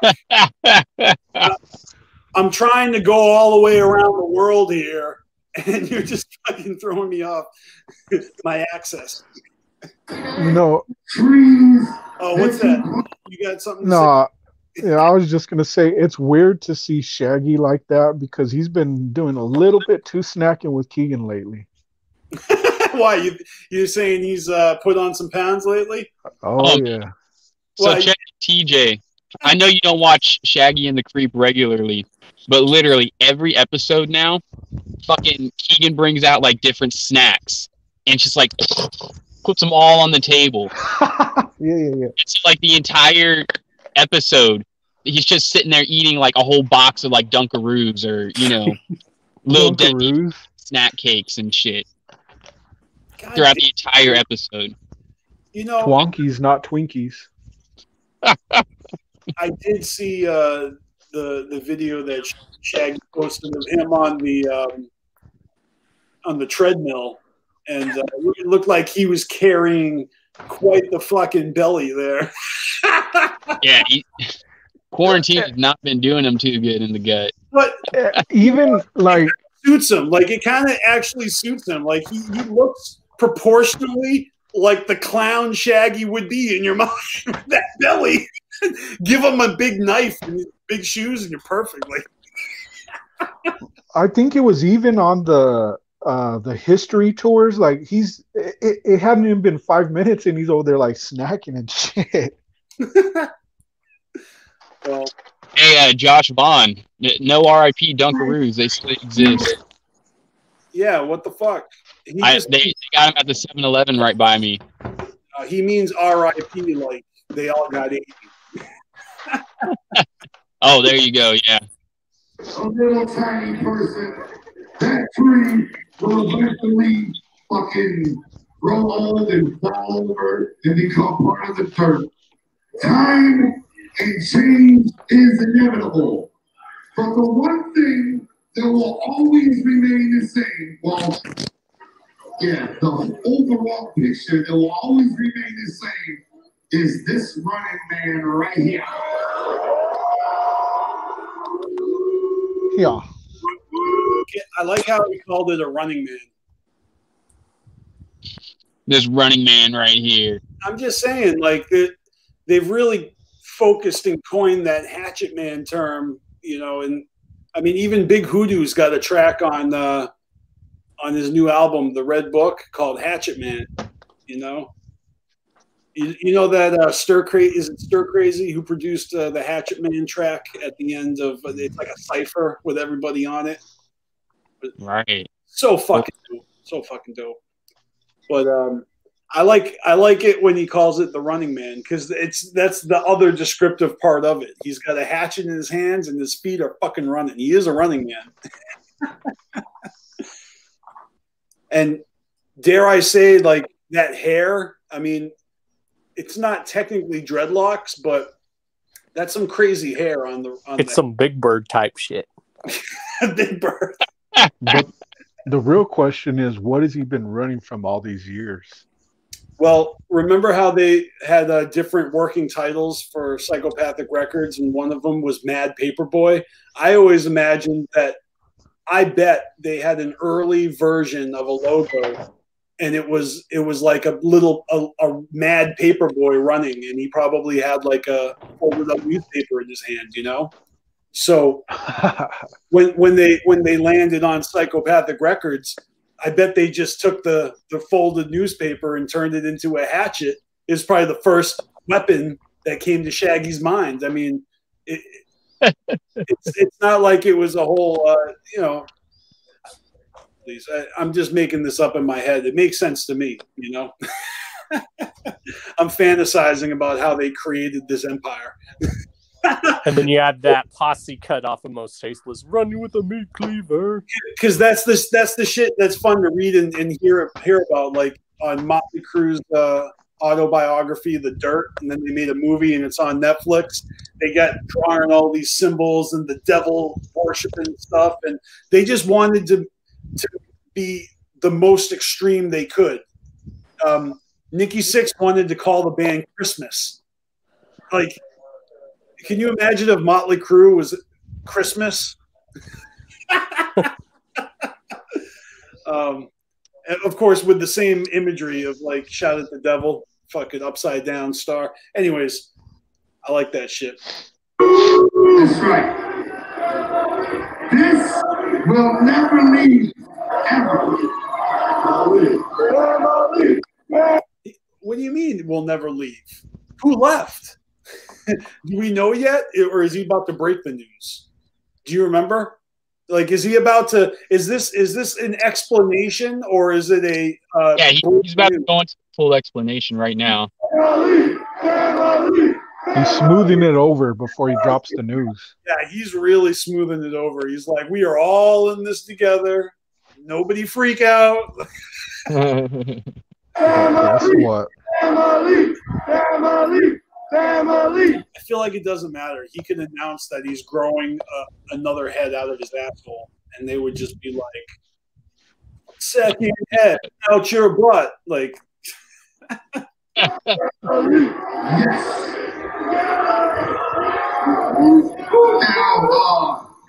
here's the real deal. I want to give y'all the real truth on Alex and exactly why Alex stepped down as CEO of Psychopathic, because he is without a doubt family to all of us. You know, the fact of the matter is he might have stepped down, but he's still down by law with everybody up in this motherfucker. so is that them just saying in advance, like, no one's allowed to be mad at Alex?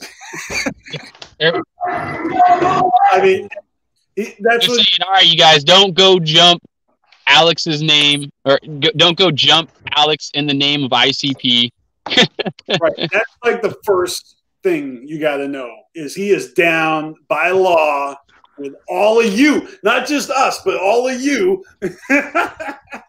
Man, you can't tell ninjas not to do something because that's the first thing they're gonna do. Like, yeah, they didn't. I think they were talking about. I can't remember where they were. It was on the historical tour, and they were like something about a rope hanging from somewhere. Do y'all remember that part? Like, yeah. It was Mexican the dog town, I think. Rope. I guess they said it was still there, and I've heard. I don't know how true it is, but I heard it's already gone now. Yeah, I got that video came out. Right. So they said, don't steal the rope. It's as good as stolen, right?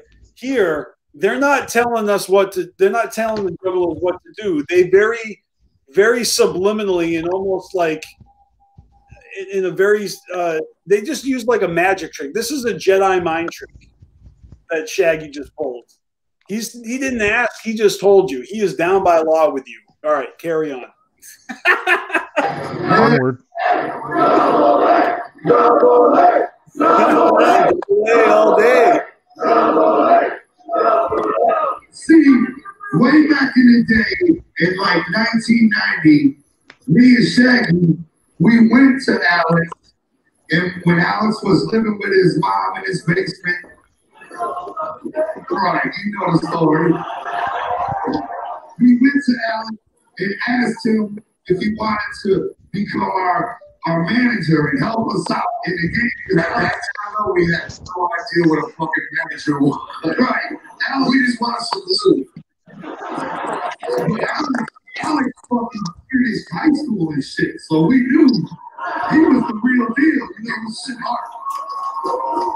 Yeah, and now we know that, like, Jump Steady used to role play in the basement like every weekend. Like, you know, we hear these stories now, right? 30 years later, they're telling us that that in Alex's basement they would play fucking D&D like every weekend. You know, one of the dudes. But yeah, that's pretty cool. And we ain't talking no GED. We're talking diploma in this motherfucker. But you know, I don't think Alex really, you know, like when we went to him, the whole idea sounded fresh, but he himself never had personal dreams of being a music mogul type dude. You know what I'm saying? But he was like, yeah, that's the shit. I'm down to do that with y'all. And he not only did he do it with us, but he gave us fucking 16 years of the best fucking partnership ever. That's pretty fucking stale. If I may, I'm gonna give Alex a whack point for not sticking it out one more year. One more year. But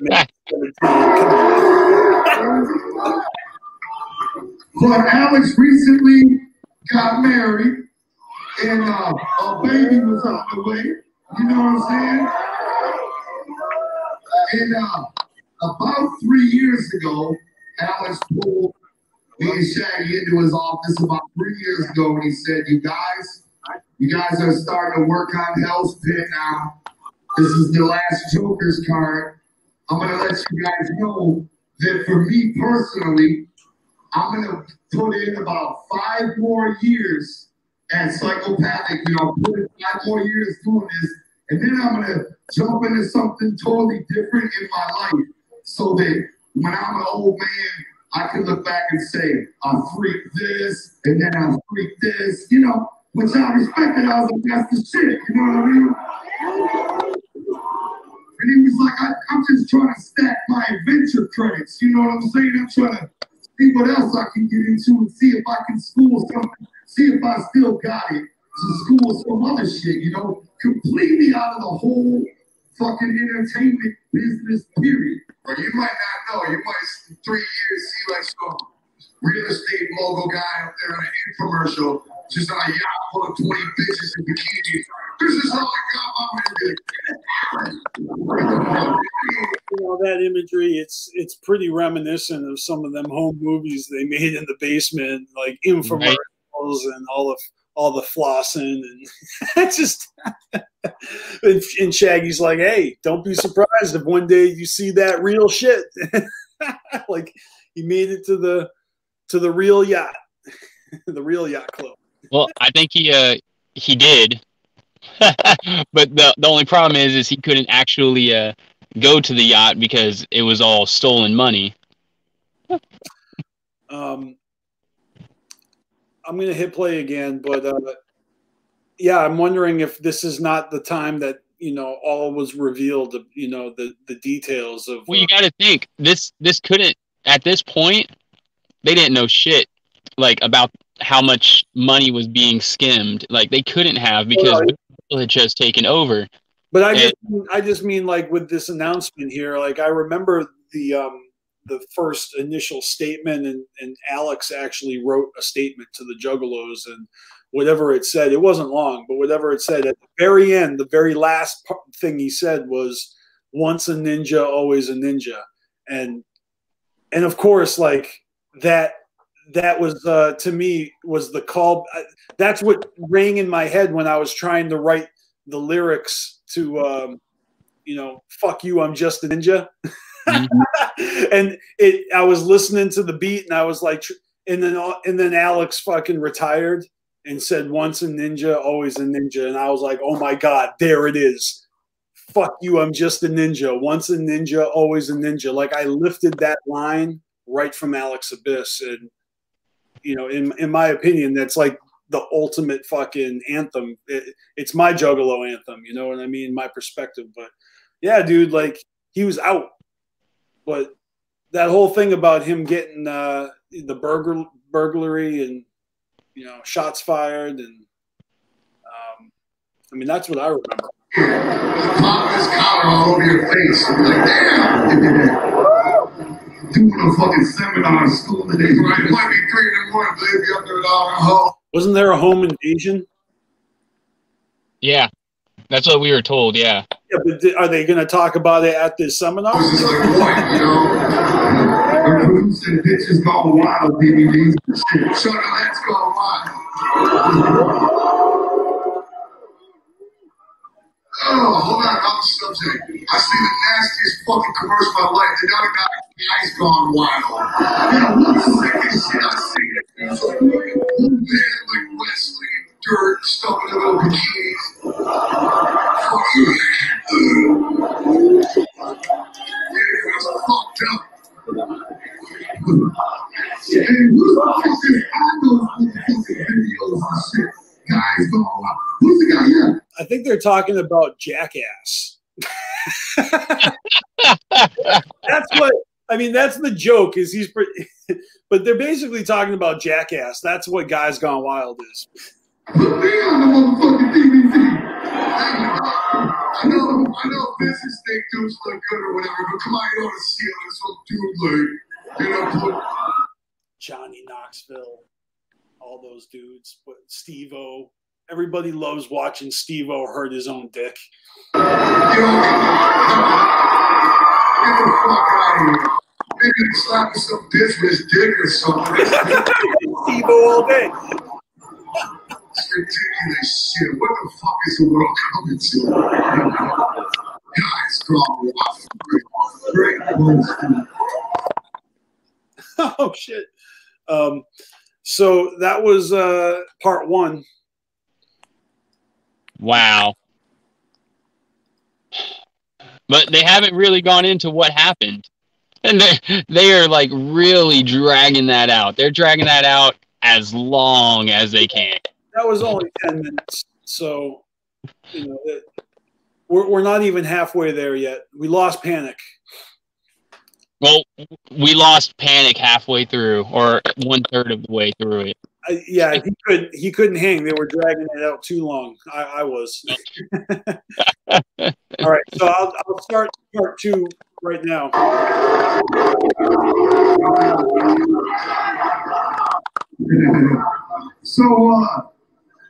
So you know, he told us that about 3 years ago. You know, 3 years ago.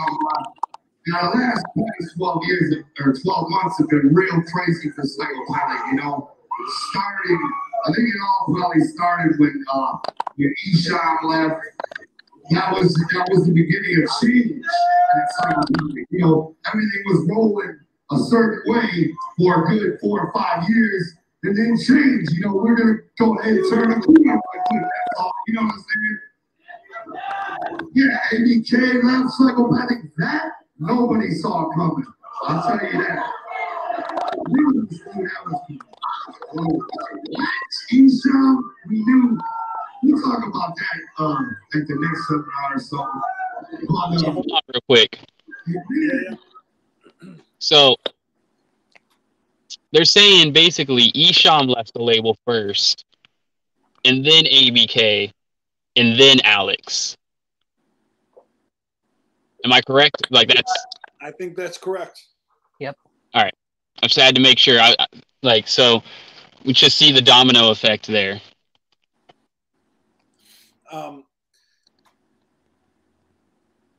But so Esham first, and I think like, all right, coming from a Juggalo who like I got into Esham before he joined the label, but I wasn't like a suicidalist. Like you know what I mean? Like I knew of him, and I guess I liked Isham the same way I liked, you know, Kid Rock and everybody who worked with ICP, like 3-6 Mafia, and I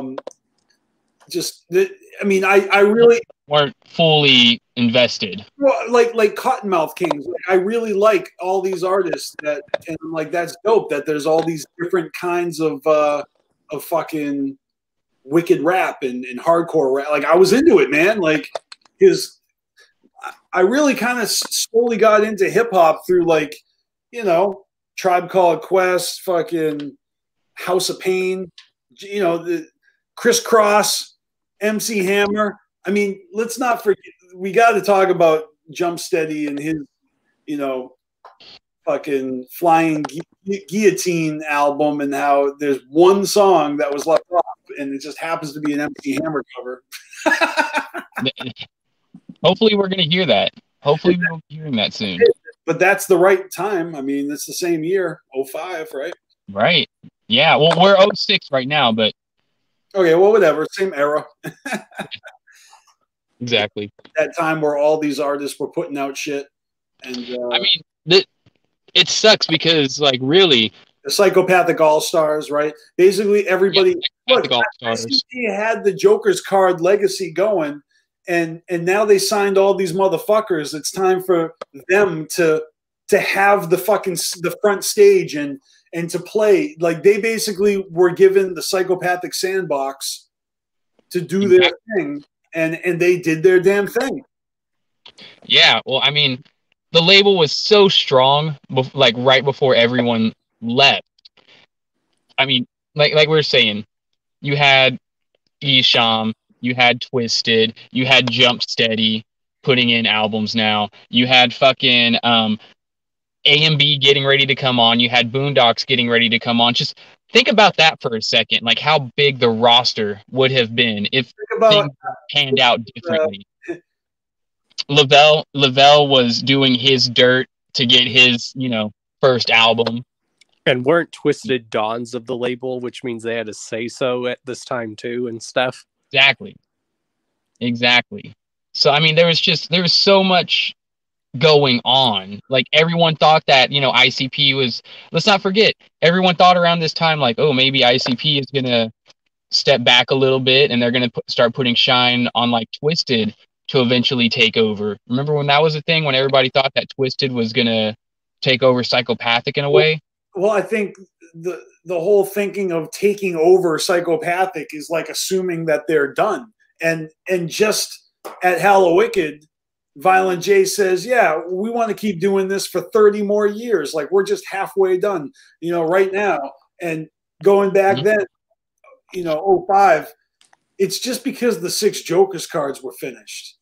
And I think it's like nothing they would ever do could ever live up to that hype, that buildup. Like, I feel like it's worth reminding everybody that there was a time when the 6 Jokers card was the ultimate fucking question mark.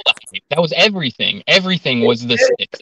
Because you didn't know what it was, but it had been. You were excited. So, like, here it is now. We are all, as Juggalos, excited to see the next album that's coming out. We were excited for the next album, but we were focused on that 6th. Where as of right now, we already know that after this 6th, there's going to be another 5. Look, so that isn't, you know, that whole thing. It's not the same. It's not the same feeling. Kelly, it's like when you watch a movie for the first time and you don't know how it ends, right? So you're watching the movie frame by frame, scene by scene. They're delivering you information. Exactly. But they're holding some information back. And as you get further into the movie, they reveal more. And then at the end, there's an actual fucking revelation. And so anyways, you can rewatch that movie. The first 6 is the first movie. No. Movie number 2. Stop it. You're going to ruin my fucking analogy. Fuck the second. There's no second movie. Look, when you watch a movie for the first time and you don't know how it ends, it could really fucking be a moment where if you rewatch it, you can still enjoy that movie, but it's nothing like when you didn't know, like, because now you know how it ends already. It's been spoiled. Yeah. So I feel like as soon as the end of the movie was spoiled, the people are ready for the fuck. That's it. They're like, all right, movie's over. Like that was fun. But if you try to make a new movie, it's going to be looked at as a fucking shitty sequel. And it's so hard to fucking please people, And like, I'm not going to, I'm taking nothing away, like, as a fan from this second set, because I'm viewing it as something completely different. Like I said, like, I see it as like movie number 2, and I'm invested.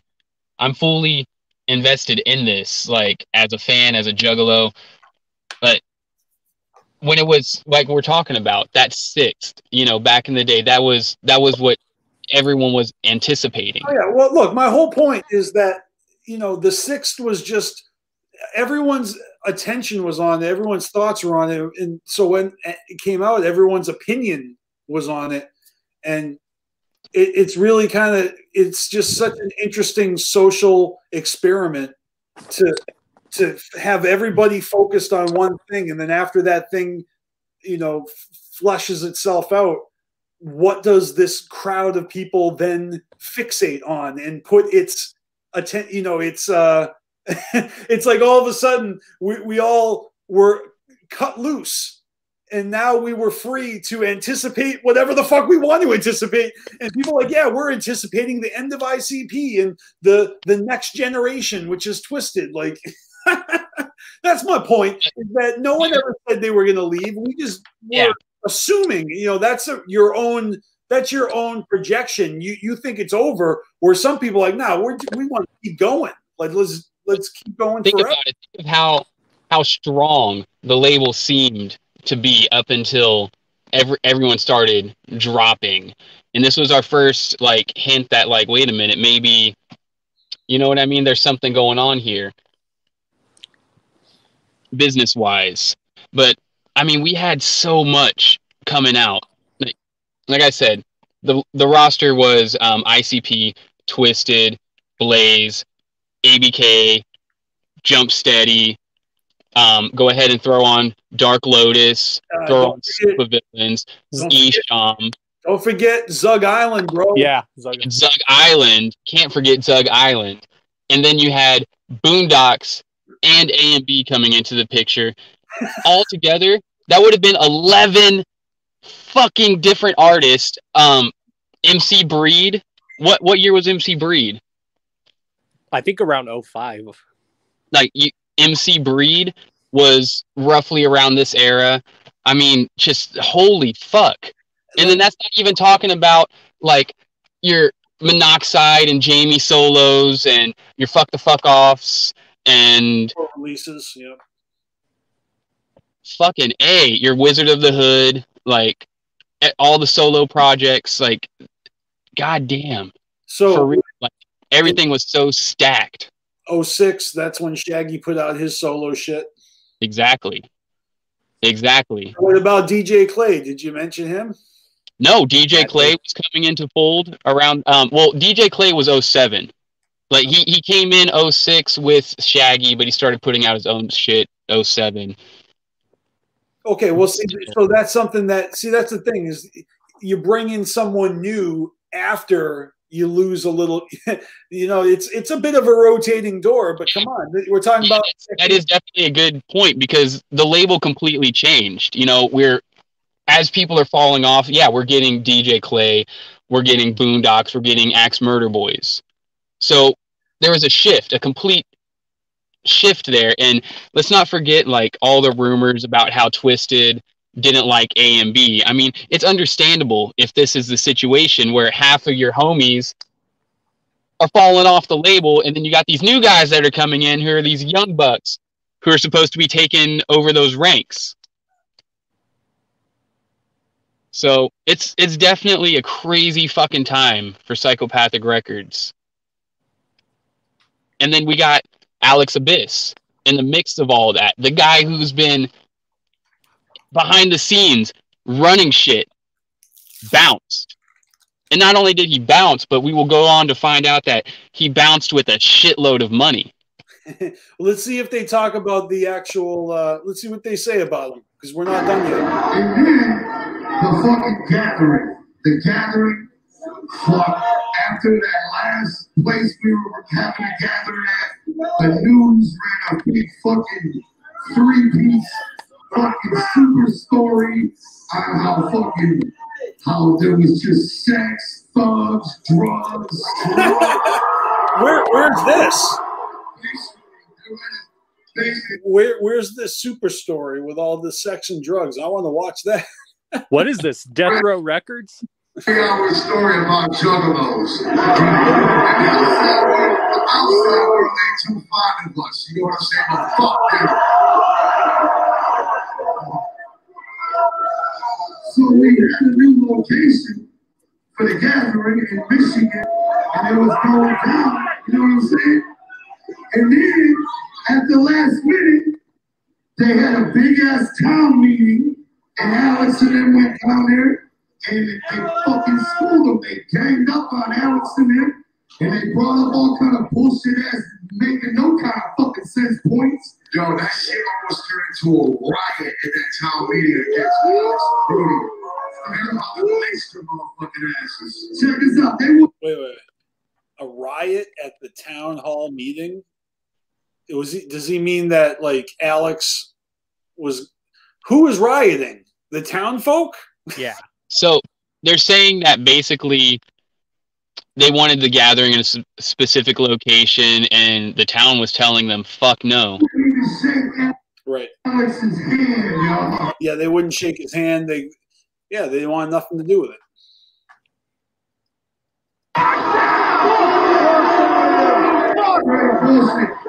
So hold on. Stop real quick. They're talking about where the gathering was supposed to be this year, that town.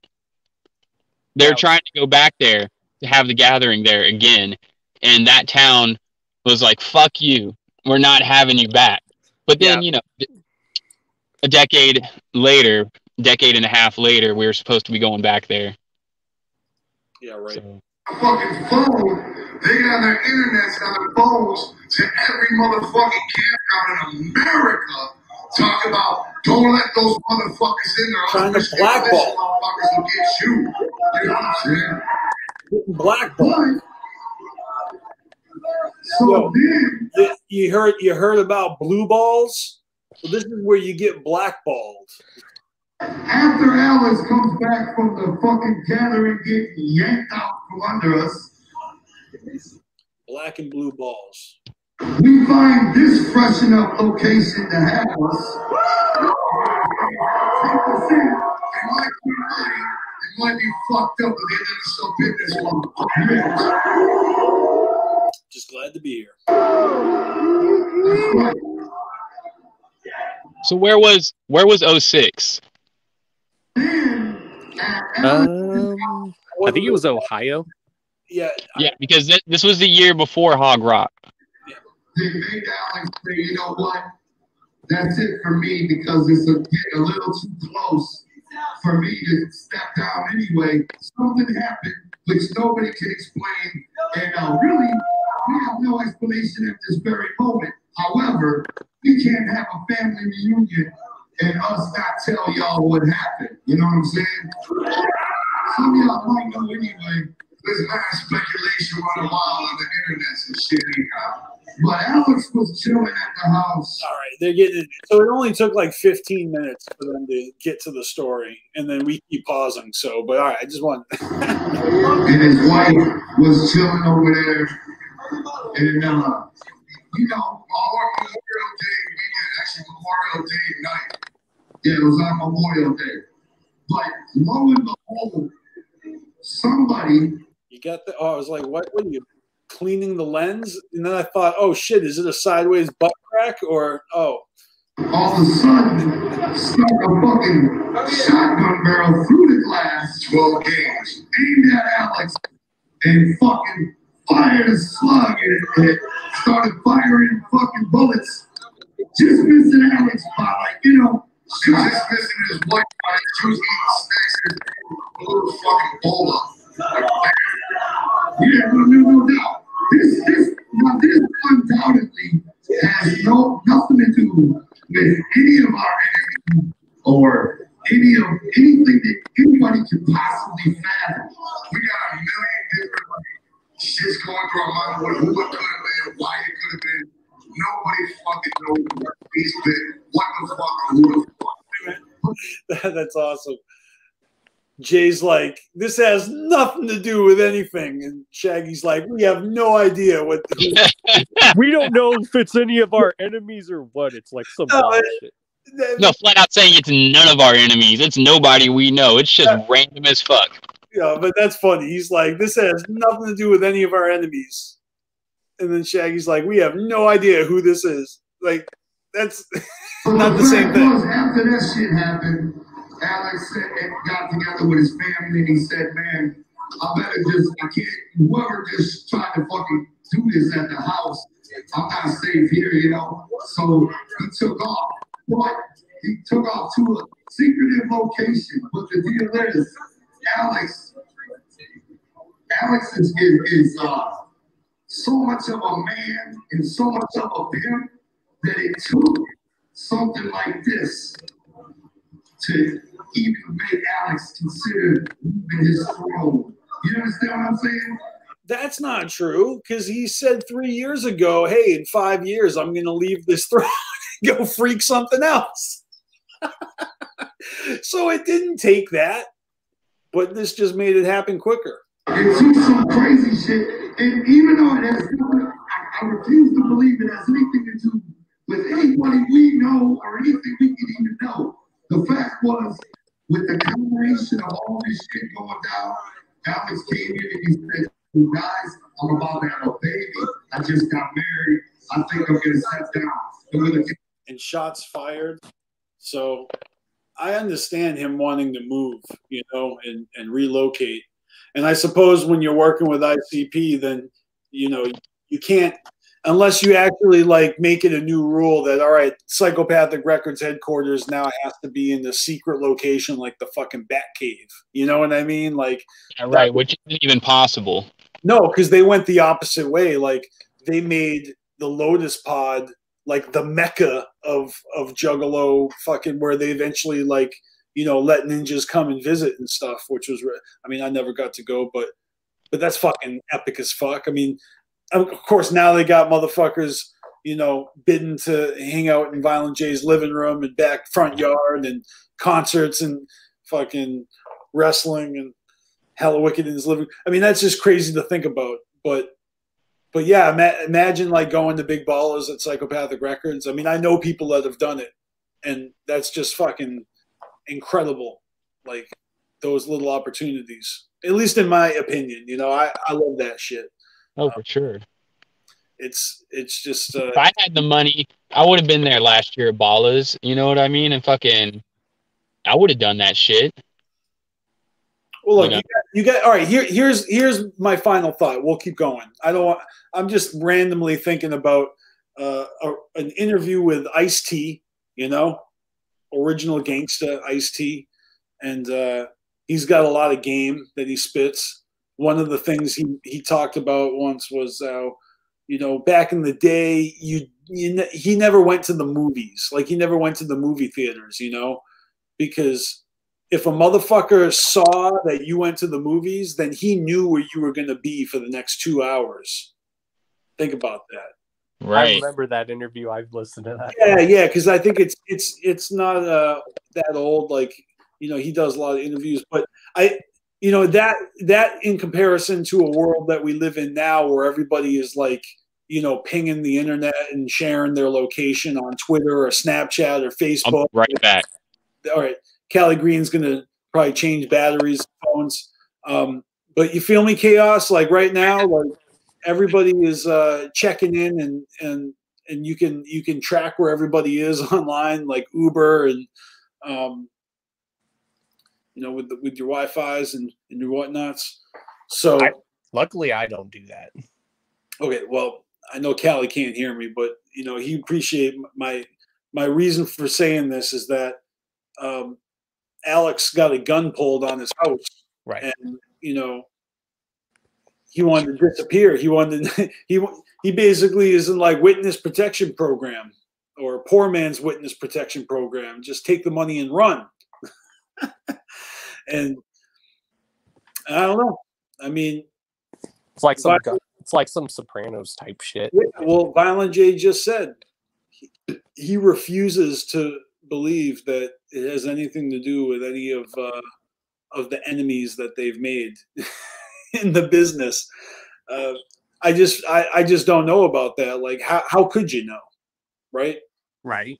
I mean, if you have an anonymous shooter, and really, I feel like the only one who knows who it was is Alex, because he either doesn't know or he does, but there's no fucking way anyone else could know, right? I mean, unless they're the ones that did it or their family, they know someone, you know. So unless you're involved, unless you're guilty, so there's two people who know, potentially, there's two groups of people who know. The ones who did it, and Alex himself. Now, Alex could very well be lying and just saying, like, I don't know who did it, but really in the back of his head, he's like, yeah, I bet. Like, I'm like 90% sure it's this motherfucker. You know what I mean? Like, you got to have a conscience where, but it's probably even scarier if you don't know. Right. You're damned if you do. You're talking about being attacked, and, you know, how can you argue with that, right? So, I mean, this story has not changed over the years, right? It is what it is. He had a baby on the way. I want to keep your family safe.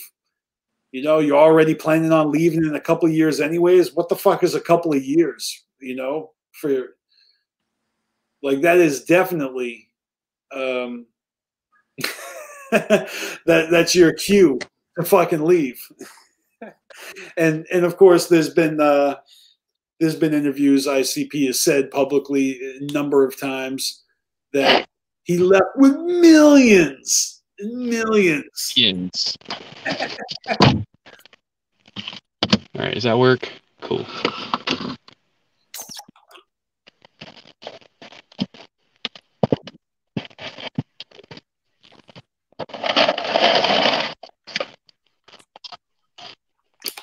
All right, Callie Green, you're back. I'm back. Let's do this. Well, I was just saying that, you know, Alex, all right, look, he says he doesn't know who did it, right? And that's either true or it isn't. Like, maybe in the back of his head, he knows, you know?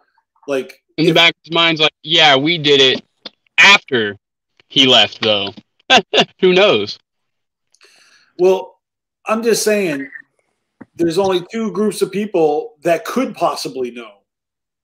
The ones who did it and Alex. Anyone else, there's no way you could possibly know unless you're a guilty party. But you know, Alex may know, and he just is keeping quiet. You know, he's not snitching, you know? Right.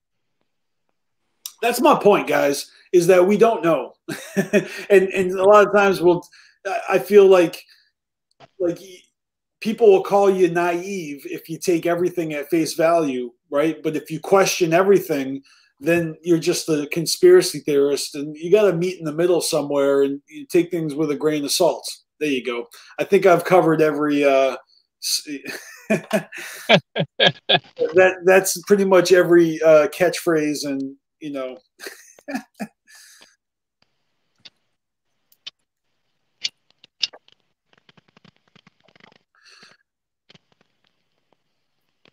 I guess I'll hit play again.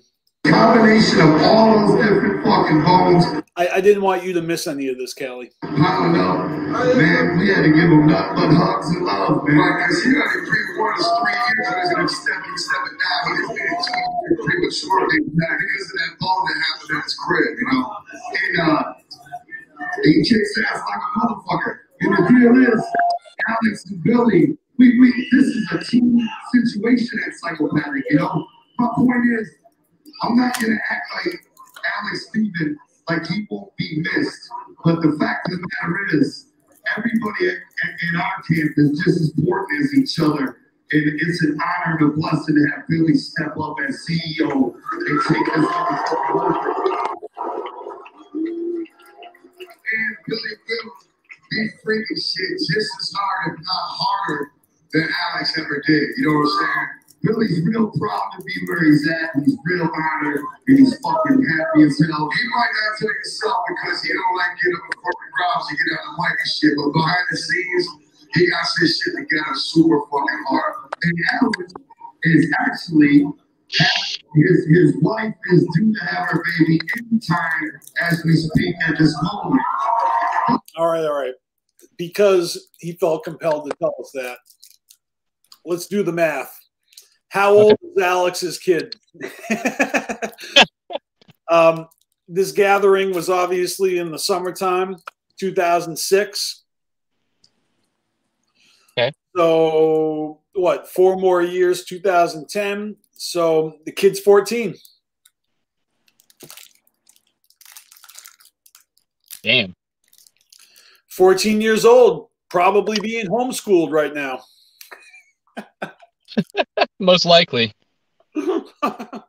Most likely.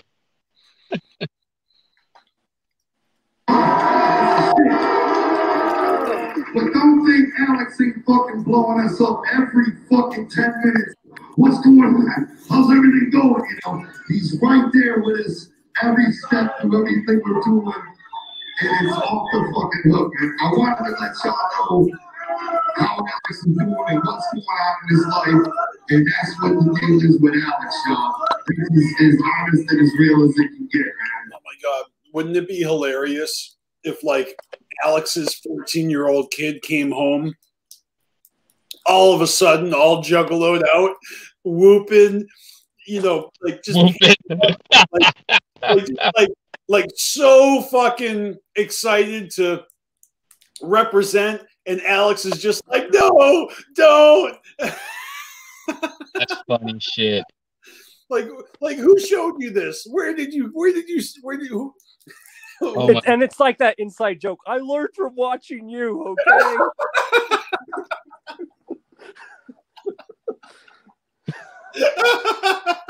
That makes it even funnier.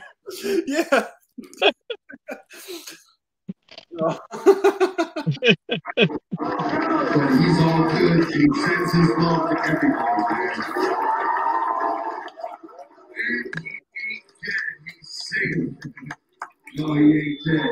They couldn't take him out. He's too much of a fucking juggalo. Yeah.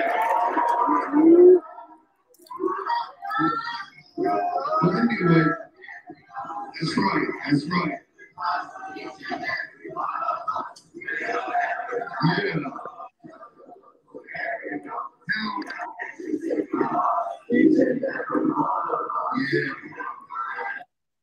Dude, that is a 4-year-old chant that they are still chanting with enthusiasm. That's fucking epic as fuck. 4 years later, they're still doing the Juggalo chant? Hell yeah. We'll be covering that subject on Sunday. Oh yeah, we'll be covering that really good. Is anybody gonna check out JCW? What about Vampiro's band tonight? Going down. Does anybody got any kind of questions or anything about any subject in the world? We're covering it all.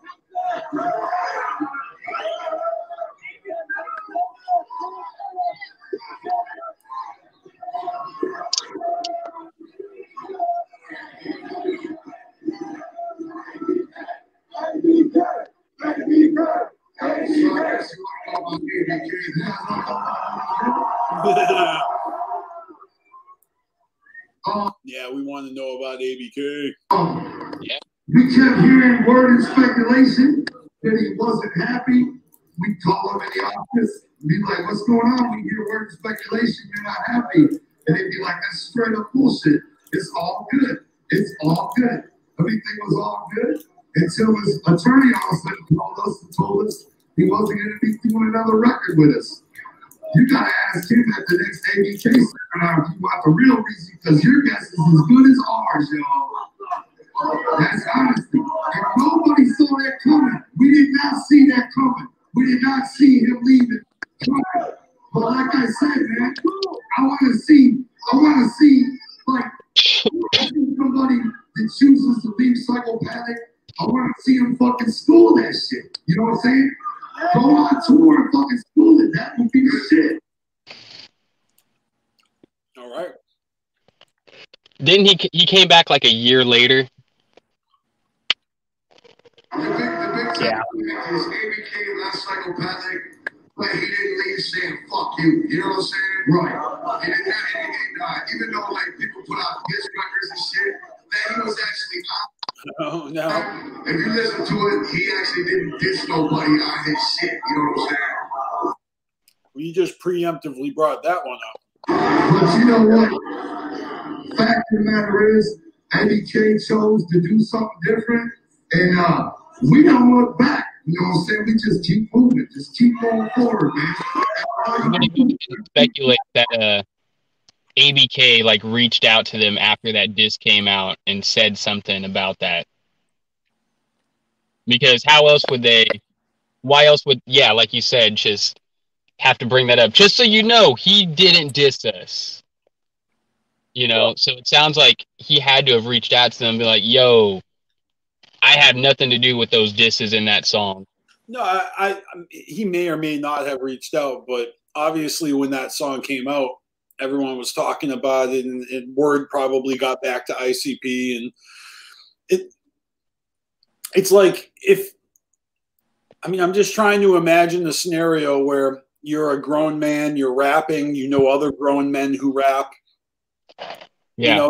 You know, I've seen enough fucking beef documentaries and interviews with rappers talking about their own things, and but to me, it always felt like exciting because it's like all of a sudden music is like a cage match. You know what I mean? All of a sudden, what was once just watching television with a script, now there's like an actual storyline where shots are being fired and you can get, a retaliation. And so when somebody takes shots at your favorite bands, yeah, that's the entertaining part, man. Like, I actually enjoy diss tracks, okay?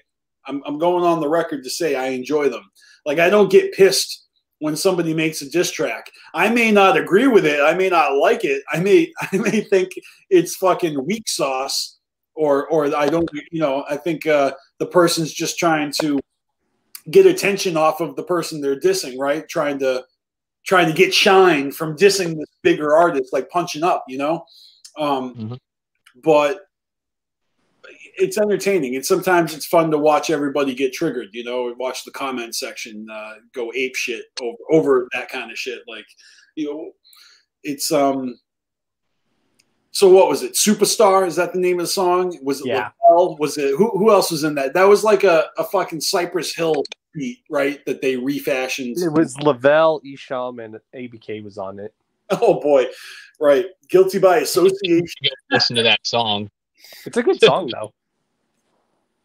Hell yeah. So what did Lavelle have a line where he said "fuck your family"? Was that the big thing? I believe so. Yeah, I haven't heard that in so long. Like since I've actually like sat down and listened to that one specific song, I can't even tell you how long it's been.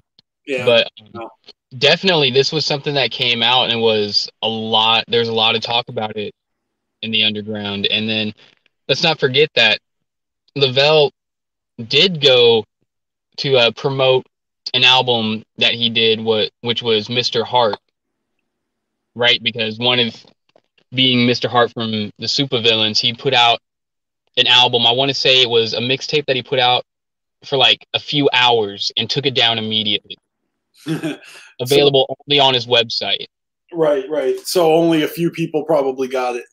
Yeah, exactly. I know it's out there. I've never fucking heard it in my life, But I just think that's an interesting point to make, that, you know, Lavelle was someone who was supposed to be something. He was the next being groomed, and totally everything just went to shit, you know?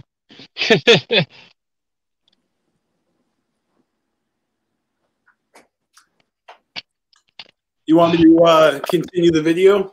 Yeah, let's go ahead and continue. You know, and that's what we keep doing. So I wish you all the best luck. And that ain't no bullshit. You know what I'm saying? I don't got a problem with killing. People got like ABK tattoos and whatnot. Don't give a shit about having one of those, because that's the part of psychopathic history and your history as well. You know what I'm saying? I ain't got shit to do it no more, but you know what I'm saying? That's just a remembrance for part of your fucking life. You know what I'm saying? Shit, I got a supervillain's tat I will never remove. Right? That's a part of my motherfucking life right there. I mean, this coming from a guy who's got pals tattooed on his back now. You know? It's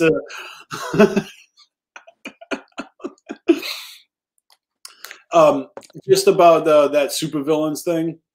I mean, so many ninjas out there got Dark Lotus tattooed on their wrists. And, I mean, I got it on my fucking forearm here. And it's like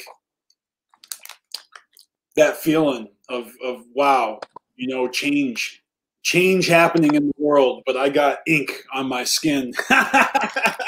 You know? But yeah, my best friend, he got the supervillains tattoo on his hand. Like right away, like he was down. and so that shit, you know, but you know what? He's the dopest, most optimistic ninja ever. And he didn't even fucking flinch. He was like, no, I don't regret this tattoo. This means everything to me. Like, because there are people getting the superheroes logo. I know I've seen a few people that have the superheroes logo, even though it never even went anywhere. Everything hit the fan before, you know, they could even get anything recorded. I remember seeing people getting a Joker's card tattoo before the Joker's card came out. The first time I saw that was Mighty Death Pop. It was something, and he had the tattoo like on his muscle right here, and the inside of his bicep, he had the fucking Mighty Death Pop, and the album wasn't even out yet. Right, we hadn't even seen the second part of the Mighty Death Pop's image at that point. No, he got that tattoo. I can't say if I ever saw anyone get. Wait, was it Mighty Death Pop or was it Missing Link? Oh my god, it'd be so much funnier if it was Missing Link. I think it was. I saw someone Mighty Death Pop. No, bro, I'm correcting my. I remember someone that had it over their chest before the album came out. The guy you had it on his bicep, it was Missing Link. My bad.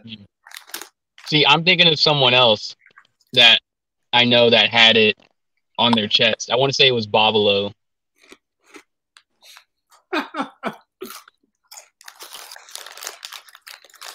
Well,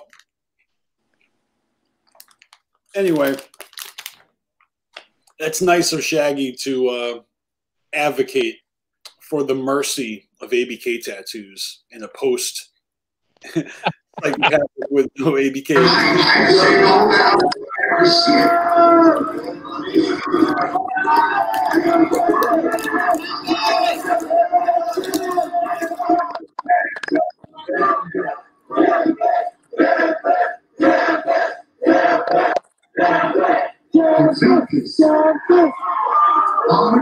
I'll tell you guys a couple things about the challenge.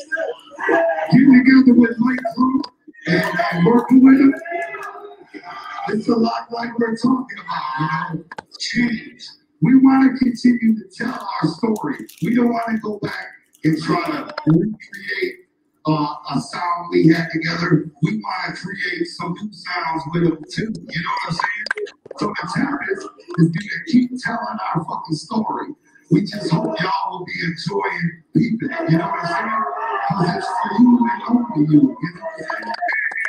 Old school sound. It's just the old school formula kick to the new school. You know what I'm saying? Yeah. It's definitely, you can't hide from the old school sound when we get together with the heart. But we're just trying to tell new stories and have new adventures. You know? Hey, can I just say that I agree 100% with what they're saying? Like, even if they are just trying to sell their shit, like, I agree. The music that Mikey Clark brought to the Tempest, and also to Fuck the Fuck Off in 06.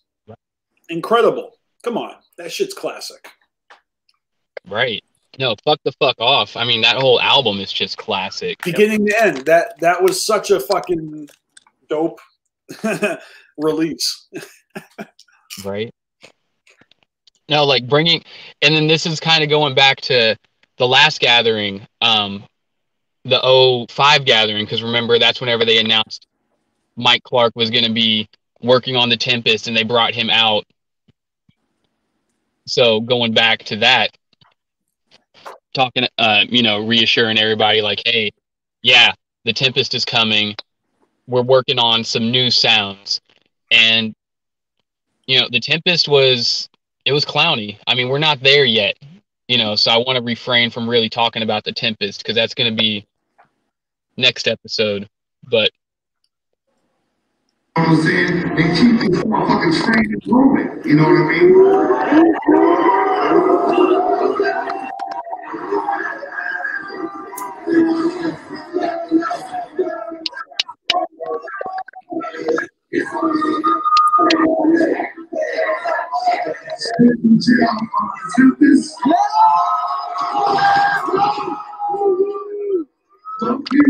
Go ahead and wait for Sunday night for that.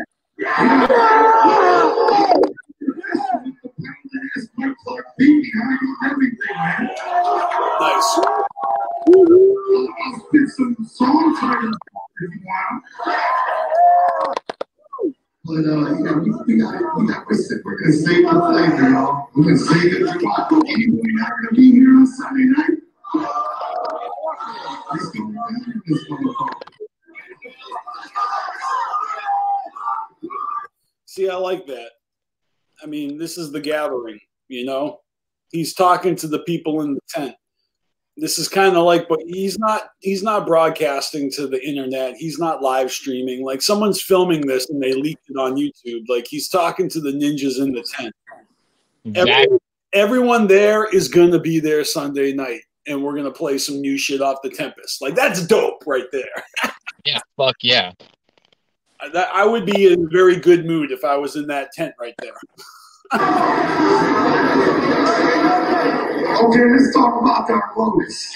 Let's talk about that fucking damn 6-member spot. That's the first spot for some reason. If you get a 6-member, man, you gotta be strong. The original plan, of course, the original whole idea was for Lotus to be Twisted, ICP, and Blaze the way it should be. But at the last minute, I started pushing, and we put Mars in the group. Twisted was like, oh man, we didn't really know him, we didn't have a history with him, but we were still building our shit, you know what I mean? And that didn't work out.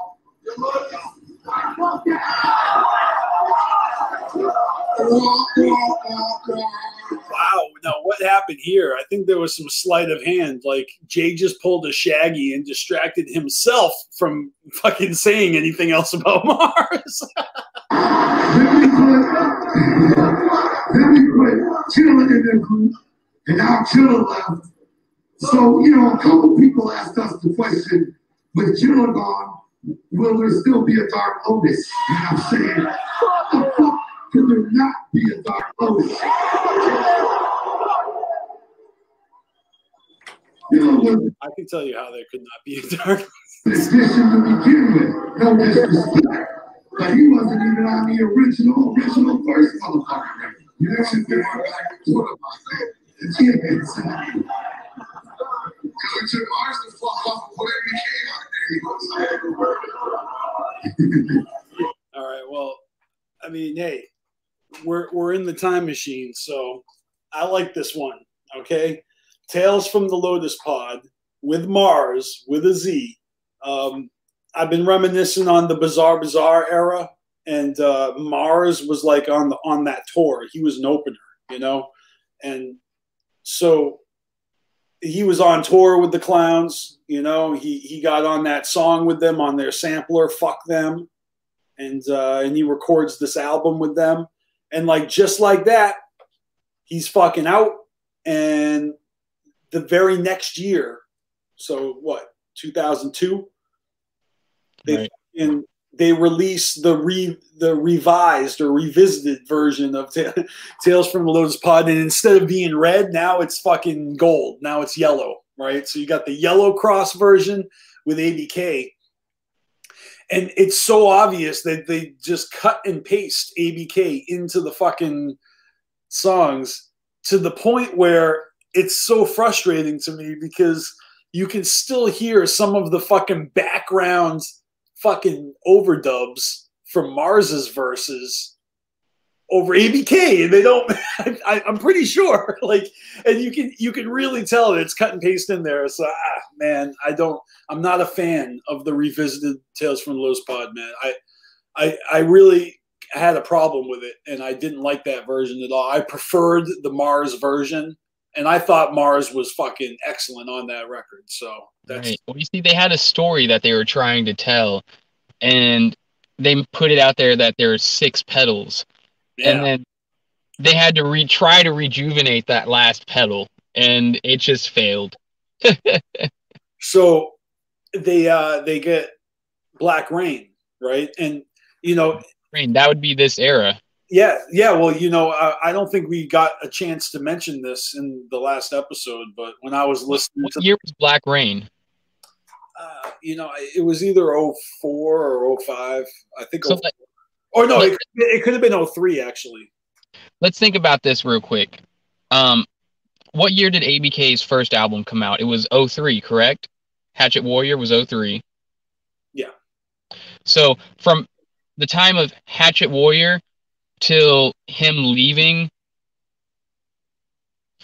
within 3 years, he had done 2 Dark Lotus albums, 2 albums, an EP, Drive-By. Well, okay, but you can't say. Look, he was definitely at the right place at the right time. Yeah. To literally just get in the studio and fucking drop verse after verse and get on that album. Like, and I find it funny that how they just repackage that shit like it never happens. And like, think about it. He had to sit down and write a whole album's worth of verses. Yeah. So I'm not denying it, but I'm just saying, like, he put out the music he put out, and yeah, when he left, no one saw that coming. Everywhere, you know what I mean? Like, ABK was really being pushed hard. Like, he put out more music in that period of time than I think Twisted was putting out, if you really think about it. Like, if not just as much. He was doing so fucking much. You're gonna compare everyone, you know. And then also, you got to throw in there the Riders, because he was part of Riders as well. Mm-hmm. You know, those Riders albums are dope. You know. If you remember correctly, what it ended up coming down to for ABK leaving was because he felt drained. If you like, I remember that being like something he talked about later on, that like, look, my first time around, let's do this. And then at the end of the day, I realized, like, holy fuck, like, I am not stopping at all. I need to take a step back. So he took a step back, created, didn't create, but he focused more on Native World and establishing himself as an independent so that he could bring himself in and have basically be an extension. That's a nutshell. That's a hell of a nutshell, because it's a long story that, you know. It's really condensing it there. But that's pretty much like how the story of ABK goes. I mean, he put in a shitload of work in that 3 years. Look, he was a part of the first, if you want to call it like the first generation, or that camp. I mean, it's like when they were at that peak, where everybody was signed before everyone started leaving. It's like he wasn't the new guy. You know what I mean? Like you said, he put out a lot of shit. He earned his keep. I mean, he really did. You look at the Juggalo fucking tours. Used to be like ICP with like Blaze, and ABK would be the hype man. So every time they got out there, they'd be doing like fucking songs off of ABK's album that wouldn't even come out for a couple years. So by the time Hatchet Warrior came out, already knew like fucking a handful of these songs by heart from fucking going to shows, Yeah. Not a lot of other rappers. ABK was everywhere before he was even like officially established. Like you hear him all over, like One Less G. He was even on Twisted's Freak Show. Exactly. That's what I'm saying. Like he was all over everything before he was even putting out music on the label. He really did earn his keep.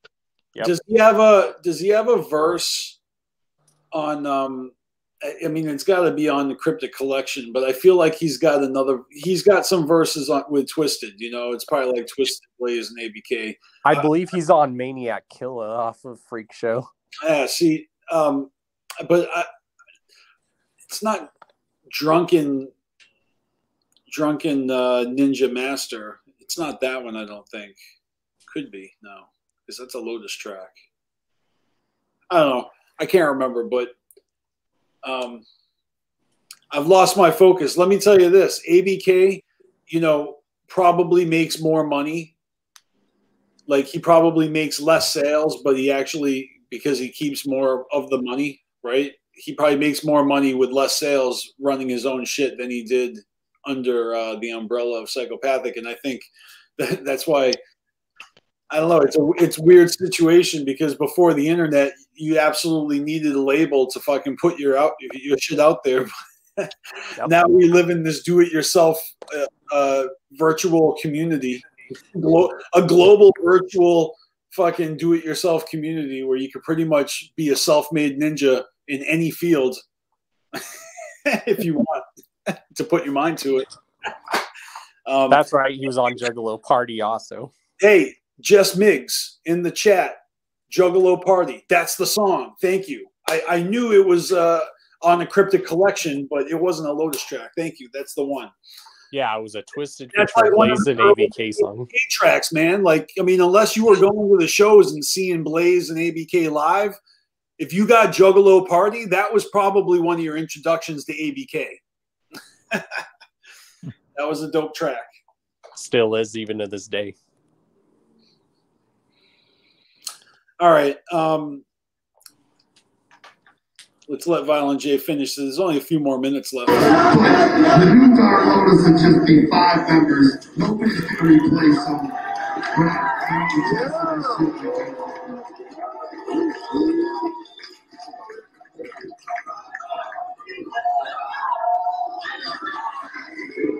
All right. What if they went a different direction? And what if this was like their announcement of the next member of Dark Lotus, like a reveal?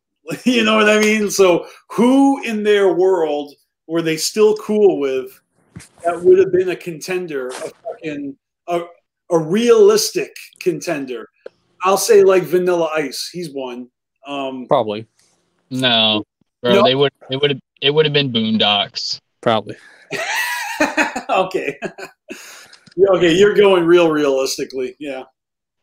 But I felt, and I think a lot of like old school juggalos felt that was like sacrilegious. The idea of letting anyone get in there and having that spot. You know what I mean? Like ABK, he kind of got a pass because he really did pay his dues and he put in his time with the hype man, and so I feel like when he was, I bet there were ninjas that were not happy about it, I mean, I didn't think he sounded very good being cut and pasted into Tales from the Lotus Pod. I don't mean to be a broken record, but that was my only problem. The way that it actually sounded cut and paste into that record. It wasn't, the record was perfection, and then they fucking cut and pasted it. I was not pleased, but I like ABK. I'm a fan of ABK. I thought he actually spit some good rhymes on that record. It just didn't sound right on that record, you know? So I'm not hating ABK. I hate that appearance of his. I love ABK. ABK is the shit. But, you know, if you got ABK tattoos and he leaves psychopathic, Shaggy's like, no, don't be upset about that. And isn't this the same gathering when Twisted did their seminar and then they were bitter about the whole situation? Oh boy. Well, that would be... I can't find that seminar, but yeah, I was looking for it. There's like a 1 minute clip from the 06 Twisted seminar. All right. I think it was 08. I was walking around aimlessly. I've told this story a number of times on this channel. I know I have. But I was walking around aimlessly at night. I was without anybody. I was alone. I was looking for my friends, and I'm walking around Cave and Rock, and in the seminar tent at the top, like at the, you know, I just heard it from the distance, and I, like a moth to the light, I just walked towards it. And as I got closer in focus and hearing shot, I realized that, no lie, it was Twisted, and it was Monoxide going off about ABK, going off like, fuck that dude. He said, fuck your family. All that shit. I hope it was 08 and not 07. It doesn't matter. It's one of those 2 years, but it was King and Rock. It would have had to have been 07. Okay. Then that's what it was. Because I just remember kind of being a little like out of it and not really sure where I was. Yeah, it must have been 07, first Cave and Rock gathering. Yeah, they were fucking livid about it. Yeah, that's just 1 year later, huh? So that makes sense, you know? He leaves the label a year later. Twisted still mad. That doesn't sound like a stretch. Right? What else they got?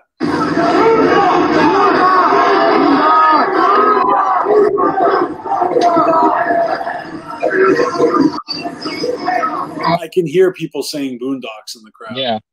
The new artists we signed, Boondocks and AMV, those aren't replacements or anything like that. Boondocks went down. Boondocks was on his way in long before anybody left Psychopathic or anything like that. We were already working on that record, you know. And this guy asked about the validation, pissing on us and everything. Ooh, here we go. We already covered that in a weekly freaky, you know, and that sucks, you know what I'm saying? That's just stupid, you know? It's that's a wrestling term called cheap heat, you know what I'm saying? The bigger they did something, lowers the bottom record and check it out, you know what they got to say that. Listen, why don't they put out a record that everybody talks about, where on their songs, they're not talking about us. They're not the shit. You know what I'm saying?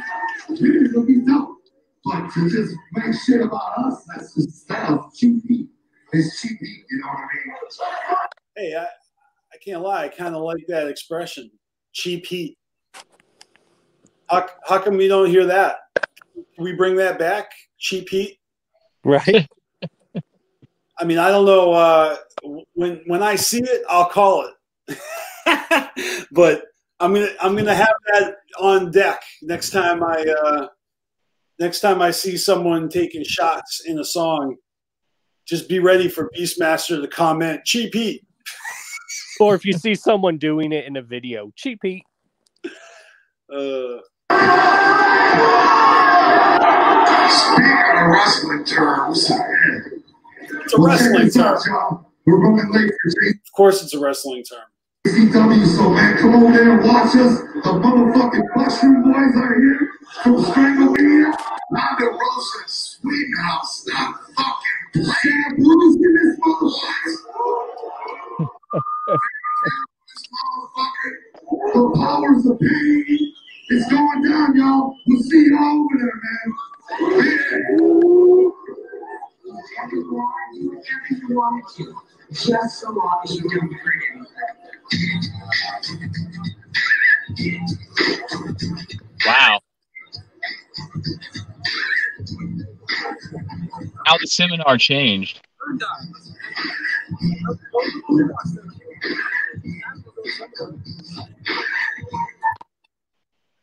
What? Was that guy? Changed the previous year. He was like, "We came here to see Boondocks. Where's Boondocks at?" Oh man, Boondocks isn't talking to. Oh, he's not up next. Fuck. That's funny shit. Hey, I sent you. I went ahead and sent you one more video. This is a snippet of Twisted's seminar from that same year. How long is it? Because it's almost 9 o'clock. We got to end this. It's like 5 minutes. Oh my god! All right. All right. We'll go 5 minutes. But I got to wrap this up soon.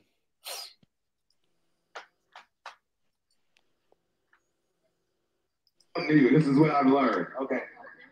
There's two sets of juggalos, right? There's the motherfuckers that wear paint all the time and they live the shit. I mean, fucking live it. You know what I mean? And then there's the other people that just casually, they like it. They dig the music. They dig the atmosphere. They don't necessarily paint out, but they'll come out to the shows, buy your merch or whatever. The crazy thing to me is that y'all can't mix. That's what I don't understand. Like, I don't understand where the separation came between y'all. That shit is insane to me. I don't understand where the message got twisted. It's a whole other seminar, but it's something to think about. Hold on. Was the divide back then? Okay, who left? What? What was he saying? What was the divide back then? Bro, that didn't even make any sense. He's just trying to say that juggalos that fucking go hard and paint up all the time, and juggalos that just casually enjoy it, but that they don't mix. I don't even know what he's talking about. Like, so juggalos and non-juggalos. Okay. Yeah. He basically doesn't understand why people don't get along. Why can't we all just get along? Okay. Hey, we laughed. We're here. We laughed. Keep it real. But hold on. I don't understand why that makes two sets of like what makes these juggalos so much more better than these juggalos? All right. It sounds and feels, no lie, it just feels like Monoxide's trying to virtue signal. Like he's trying to say, why can't juggle, like, you know, almost sarcastically, like trying to point out, like, y'all fucking hate everything and hate everybody. You can't get along with no one. Why? I don't understand that. Like, playing dumb, you know? Like, I don't get it. How come you guys are so fucking irritable and hard to get along with? Here, for real. I'm baffled. It's like, Callie, I'm baffled. I'm baffled. How come you guys don't get along? What? Like, he's talking to the whole fucking seminar. It's like he's calling out. It's like, look at you, ugly motherfucker. And then someone's like, what, me? I'm like, you think you're ugly, you know, that kind of thing. Like, he's being so vague that it's just forcing everybody to be like, well, no, wait, I don't hate anybody indiscriminately for no reason. Like, I don't prejudge my fam. Like, I don't know what he's doing, but he's mind fucking the crowd or something. Sounds like something Monoxide is typical of doing. It's on stage, then they're doing a skit. They're acting all the time. Pretty much. Brothers, second cousins. See, now they're singing. Views. And I got motherfuckers coming up to me like, God damn, dog, I just got beat down because my face ain't made. I'm here. I got everything they got. But since, you know what I'm saying, my face ain't necessarily painted or my hair ain't good up, they smiled on me. All right. So there's no denying that that happened and that these ninjas probably came and told Twisted this. So from his truth, he's speaking his truth, right? And out of all the ninjas that come to him, these are probably the ones that hit him the hardest. Like, you know, fans of mine are getting beat up by other fans of mine. I gotta say something about this. You know, like I gotta speak out because obviously someone in the crowd is a fucking asshole who's bullying other fucking fans just because they're not painted up. Like that makes a little more sense in the beginning. Well, we came into this, you know, halfway through his seminar or whatever. Or whatever. I'm just saying that's what I'm taking from it. Yeah. I'm like, what? Hey, it's my scenario. Yesterday at the in-store booth, whatever the in-store tent, we were like close to leaving, and it was still 100 people, 250 people there.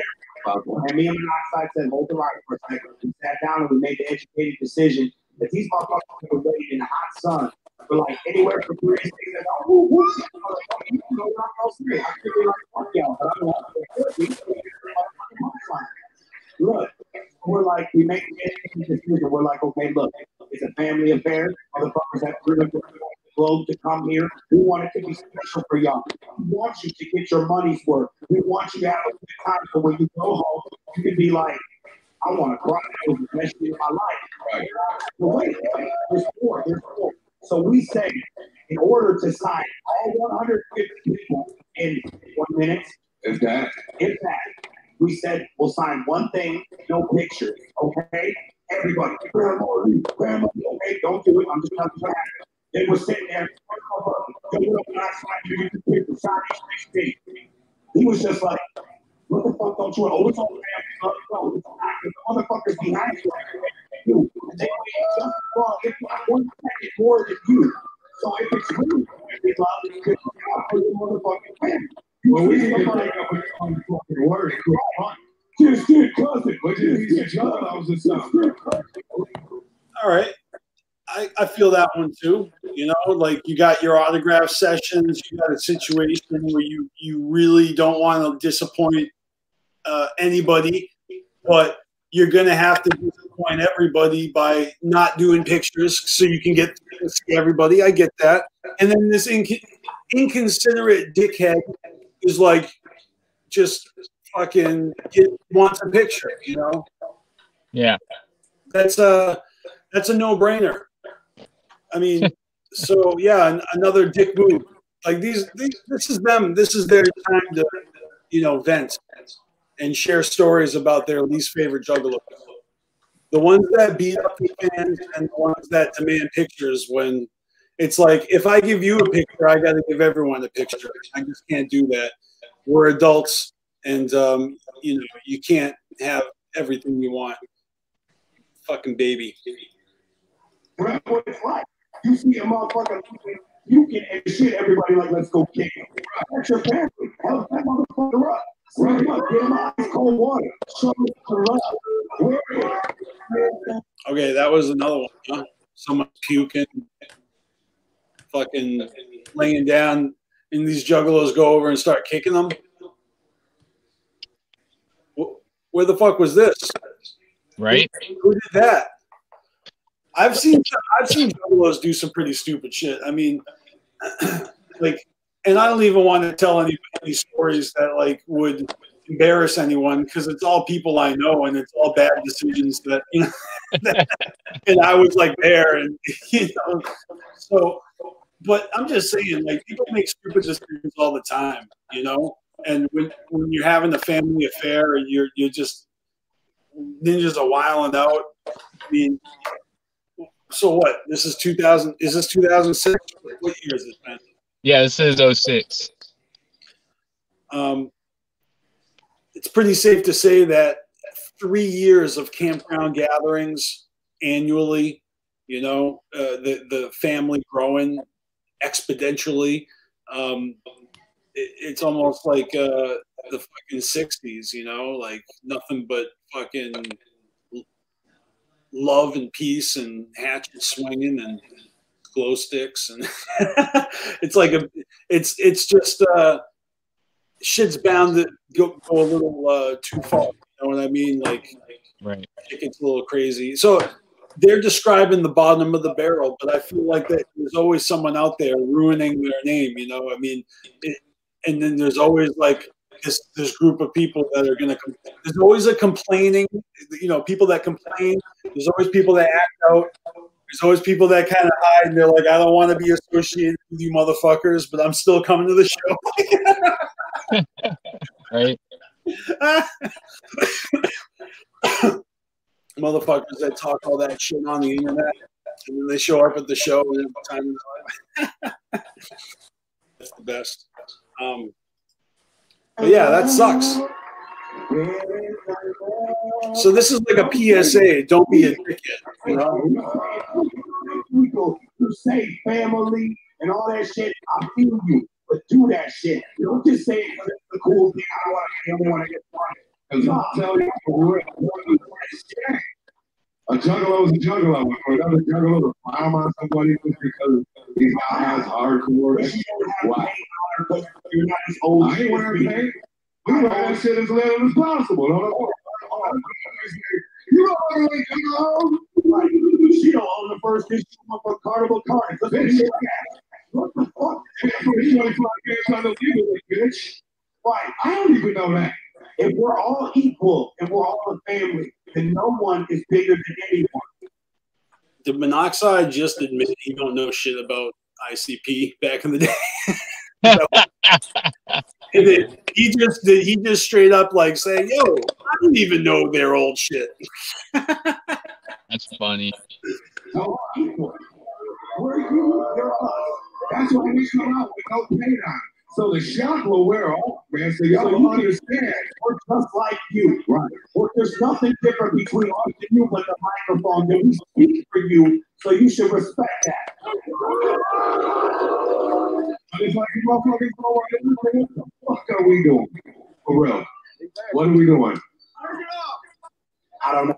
I like how they're both wearing the exact same size shirt, and Jamie looks like it looks like it fits him, but Monoxide is like a tiny man, like it's like an illusion. Oh, what you want to hear something funny? It's similar to how it looks on A and B. It's like that type of illusion where you're like, which side is bigger, so that they're both identical. I can't front though. I was literally wearing a fucking Esham like jersey earlier, and it looks the exact same on me as that. It's a look. Go ahead. We're the only ones that say shit like that. We're really what's funny is that this video has a fucking cursor right here that's like frozen. It's like on the video. That's funny. Like that's not my cursor. That's in the video itself. Somebody screen recorded this and left the cursor right here in the screen. Think about that shit. For real. If you want to leave here and take a Juggalo and then go home and think about it, that's fine. I'm not telling you what to do. I'm not your dad. I'm your brother. I'm not your dad. Word. And I'm trying to tell you, if we love each other, then we can grow as a family, not as a cult. You know what I'm saying? Not as a bunch of minds who don't know. Respect the motherfucking next to you. Whoa. So it's not a cult? Hold up. How old is this video? Why am I just seeing this for the first time now? I thought I've been in a cult for 20 years. Is this some sort of intervention, Callie? Fuck. The bitch next to you, the two next to you. Because he's here just like you. Pay that same 150. Maybe he ain't got the money to get a big dollar still. But he's like, what? That doesn't make him less than if he can't afford all the merch. Juggalo is here in the hot show. All right, you know what? I'm just going to say one last thing.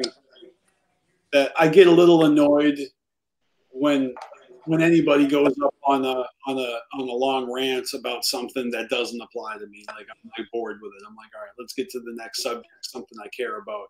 Like this. I don't care about this because they're talking about fucking dickheads that are picking on people and fucking with people and beating people up and trolling people. You know what I mean? Like right. They're calling out those motherfuckers in the Juggalo community, and that's a valid point. You know, that shit was happening. So, but it doesn't apply to me. I'm not doing that shit. I mean, so it's like that little PSA, like whoever needed to hear that, I hope they heard that. You know, that kind of thing. I get the same annoying feeling every time Violent J starts talking about how everyone always keeps telling me that going to the gathering is their dream. I'm like, all right, we're going to go through this spiel again. Yeah. Right. How many times have you heard that one? Yeah, I mean, look, I agree with him, but it's like I've heard that fucking story a couple of times now. And when he started telling me that hella wicked, I started rolling my eyes. I'm like, oh, God, this fucking story again. Yeah, right. Well, at this point, I mean, we hear from them so often that their stories are getting to that point where it sounds like we're fucking sitting around the campfire listening to Grandpa tell the same stories that we've heard 3, 4, 5 times. Yeah, and he's getting older and more like, you know, grislier. He stutters way more now than he used to. So the stories are a little bit today, Junior. Oh, that's over. All right. All right, so check it. This has been fucking dope. Now, we've seen what's going on with ICP. We checked into the label. This is all Era of the Calm that we have discussed in these last 2 episodes. Now, we kind of touched on it a little bit, but we're officially next week. Hopefully next week we'll see, you know, how schedules line up. But we're going to get into the Tempest in that era. So I'm excited.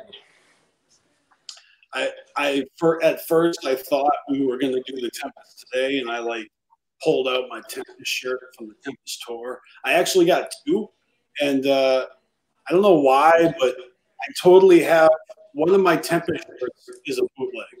It's totally a fucking bootleg. Oh, that's funny. No, 07, like 05 to 07 are notorious fucking bootlegger years. I have some shirts that are bootleg from that time period. Well, they sold out of my size in the venue. You know, they sold out the tour shirts in my, you know. So I was collecting them, and I really wanted to represent that show. It meant a lot to me, so I bought the fucking bootleg shirt. You know, it was your only option. That's where they get you, you know, because well, I can't front. I mean, I've bought some bootlegs. You know, you're in the parking lot. It's after the show. You only have $5 left, and you really wanted that shirt. Yeah, and the hustlers will get people even if the show didn't sell out the shirts. But when the show sells out the shirts, that's when the bootleggers is like eating candy from a baby because man, if they sold out, that means people still want them and they couldn't get them. So. Yeah. No, I remember end of the shows like haggling with bootleggers. They're like, I got the shirt, such and such. Like, I got $5. Right. You know, it's like, all right. But yeah, I'm excited. Tempest will be episode 3. We'll talk about that. We'll go over we'll see if there's a gathering seminar from that era. If so, we'll get into that. There's a lot to cover with Tempest era, so. Oh yeah. I wanted to make a couple of announcements before we sign off. It'll just take a minute, but just to let everybody know, whoever's still with us right now, at the very end, if you're still with us, in the comments of this video, want to see an emoji, any emoji, but leave an emoji in the comments if you made it all the way to the end of the video. That's what I'm trying to say. And fucking Hallowicked was dope, right? But I just wanted to let y'all know that I partook in that fucking kick-ass, epic, bizarre history documentary that came out on Fago Lovers on Halloween. That shit is fresh as fuck.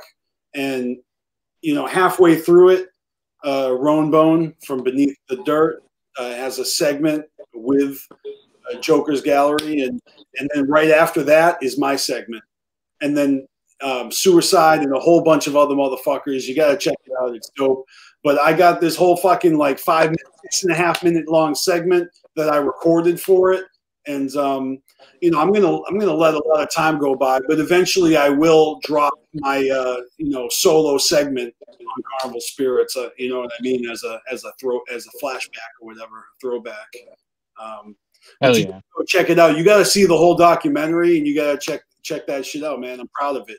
I did it like a week ago. Like, like I recorded it, and then 4 days later, it was out there. Kind of on some last minute shit, but it was really cool because, like we're doing, talking about the calm era. It was fun going back and looking at 20 years ago, at that bizarre era. What the fuck? Seriously? What the fuck is that, TJ? Hello? No, we're still live. What do you want? Dude, we're literally about to fucking shut it down. Come on. Is that who I think it is? It don't matter. We're ending it. I'm live now, but I'm going to bed. Fail. No, man, we just did another fucking on. My God. Dude, there's only 4 people watching. All right, let me just make my announcements and go to bed. It's over. You missed it. I'm sorry, brother. He's all fucking bummed out. Look, man, can't I just plug my shit and then go to bed? This has been a long-ass stream. It's been a lot of fun. I really feel bad. Scotty Balls just fucking show. Oh, and now Miss Hollywood's in the chat. I'm sorry, bro. Look. Now I feel stale. Nobody wants to see what I got to show them anymore.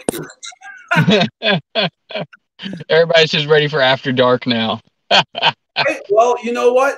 Then let's have After Dark. But first, I just want to fucking show y'all that I'm on this fucking track with my homie Matty Cypher and Mastermind of Nodus.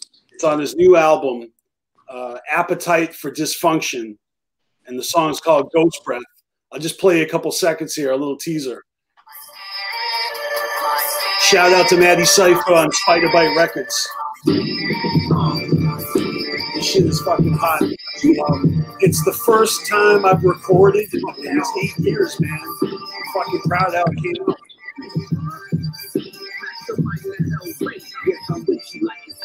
No need to wander in here since the beginning of time. Summer after summer. Trust me, I could never wonder. Don't wanna answer the phone because the devil got your number. All right, I'm not going to play you anymore, dude. I want you guys to go check it out. Go fucking check out Matty Cypher on Spotify. Find it on YouTube where I just did. It's called Ghost Breath. I'm on the 3rd verse. And I want to know what you guys think, man. I'll be sharing. I've already shared the link on my Facebook, but I'll put a link under in the description of this video too if you guys want to check it out. Fucking, but leave an emoji if you made it this far. And yeah, check out Bizarre History, the fucking 20 and 20 Bizarre History video on Fago Lovers. Fucking check out Ghost Breath. And if you didn't see me, if you don't watch CPN, you may not know I actually have a cameo in the skit in the beginning of his Halloween Spooktacular. He asked people to submit little video clips to be put into his little Halloween costume reveal. And so I did. I'm like one of 4 people that did. I was going to do one and I completely forgot. Like, even just now, you're reminding me, and I'm like, oh shit, that's right. I was gonna do that. Well, it was wicked last minute, and I just happened to be in a position to do it like right then. So I sent that shit off.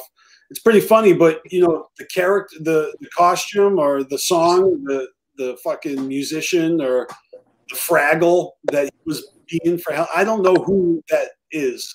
Livewire, LimeWire, whatever the fuck. That went right over my head. I don't know who the fuck that was. I've never heard that song before in my life, and yet I'm like, I can't wait for this. Do it. Like, and I'm dancing to it. I have no fucking clue in the real world what that was. So that's my fucking stellar acting, where you wouldn't believe that. That's funny. But yeah, I just thought that was kind of cool. 3 different things dropped all on the same day. Halloween was dope for me. That documentary on Bizarre Bazaar, my fucking verse on Ghost Breath, which came out on Halloween, and in my little cameo on CPN Skit. So that felt cool. 3 things happened all in one day, you know. And then I picked these books up for myself because, well, I was treating myself because tomorrow is my motherfucking birthday. So, yeah. With that being said, I'm going to sign off. Anybody got any last words? Yeah, I guess I could plug in some stuff. Anyone who's looking forward to anything, be prepared. Tomorrow night, live on Carnival Spirits, I will be discussing in a more in-depth review of the 5th Joker cards of Deck 2. And then also Thursday, be prepared, because the Hours of Chaos podcast is back, because I'm going to be unveiling a new logo on there. And then soon, hopefully soon, I will get back in the habit live on Carnival Spirits doing my live reading of the ICP comics that everyone misses. Nice. Well, yeah. I'm hyped for your new logo, Chaos. All I gotta say is holy shit. When I seen it, I was like, holy fuck. The person who did this for me, holy shit. Well, that's all under wraps still. So, well, so segue into my little sign off. I got an interview I conducted with Chaos coming out over on Bagel Lovers. So be on the lookout for that. That's going to be coming soon. What else? I'm going to be making an appearance in a music video with Shade this weekend. We're doing a music video shoot in Hollywood, so that's going down. Other than that, you know, I'll be here hopefully next week, next Tuesday, if we decide to do it next Tuesday again. We might want to change up because I noticed we kind of overlap with Shaggy and the Creep. So I'm going to look into their schedule more and try to figure it out. But for the record, this was Callie Green's choice. All right. But I really got to go, man. It's late. So we'll fucking catch you next time. Appreciate all of y'all. You're the motherfucking shit. Everybody watching. Remember, leave an emoji in the comments if you made it this far. And check out my new song, Ghost Breath, Maddie Cypher, Mastermind, Beastmaster, Appetite for Dysfunction.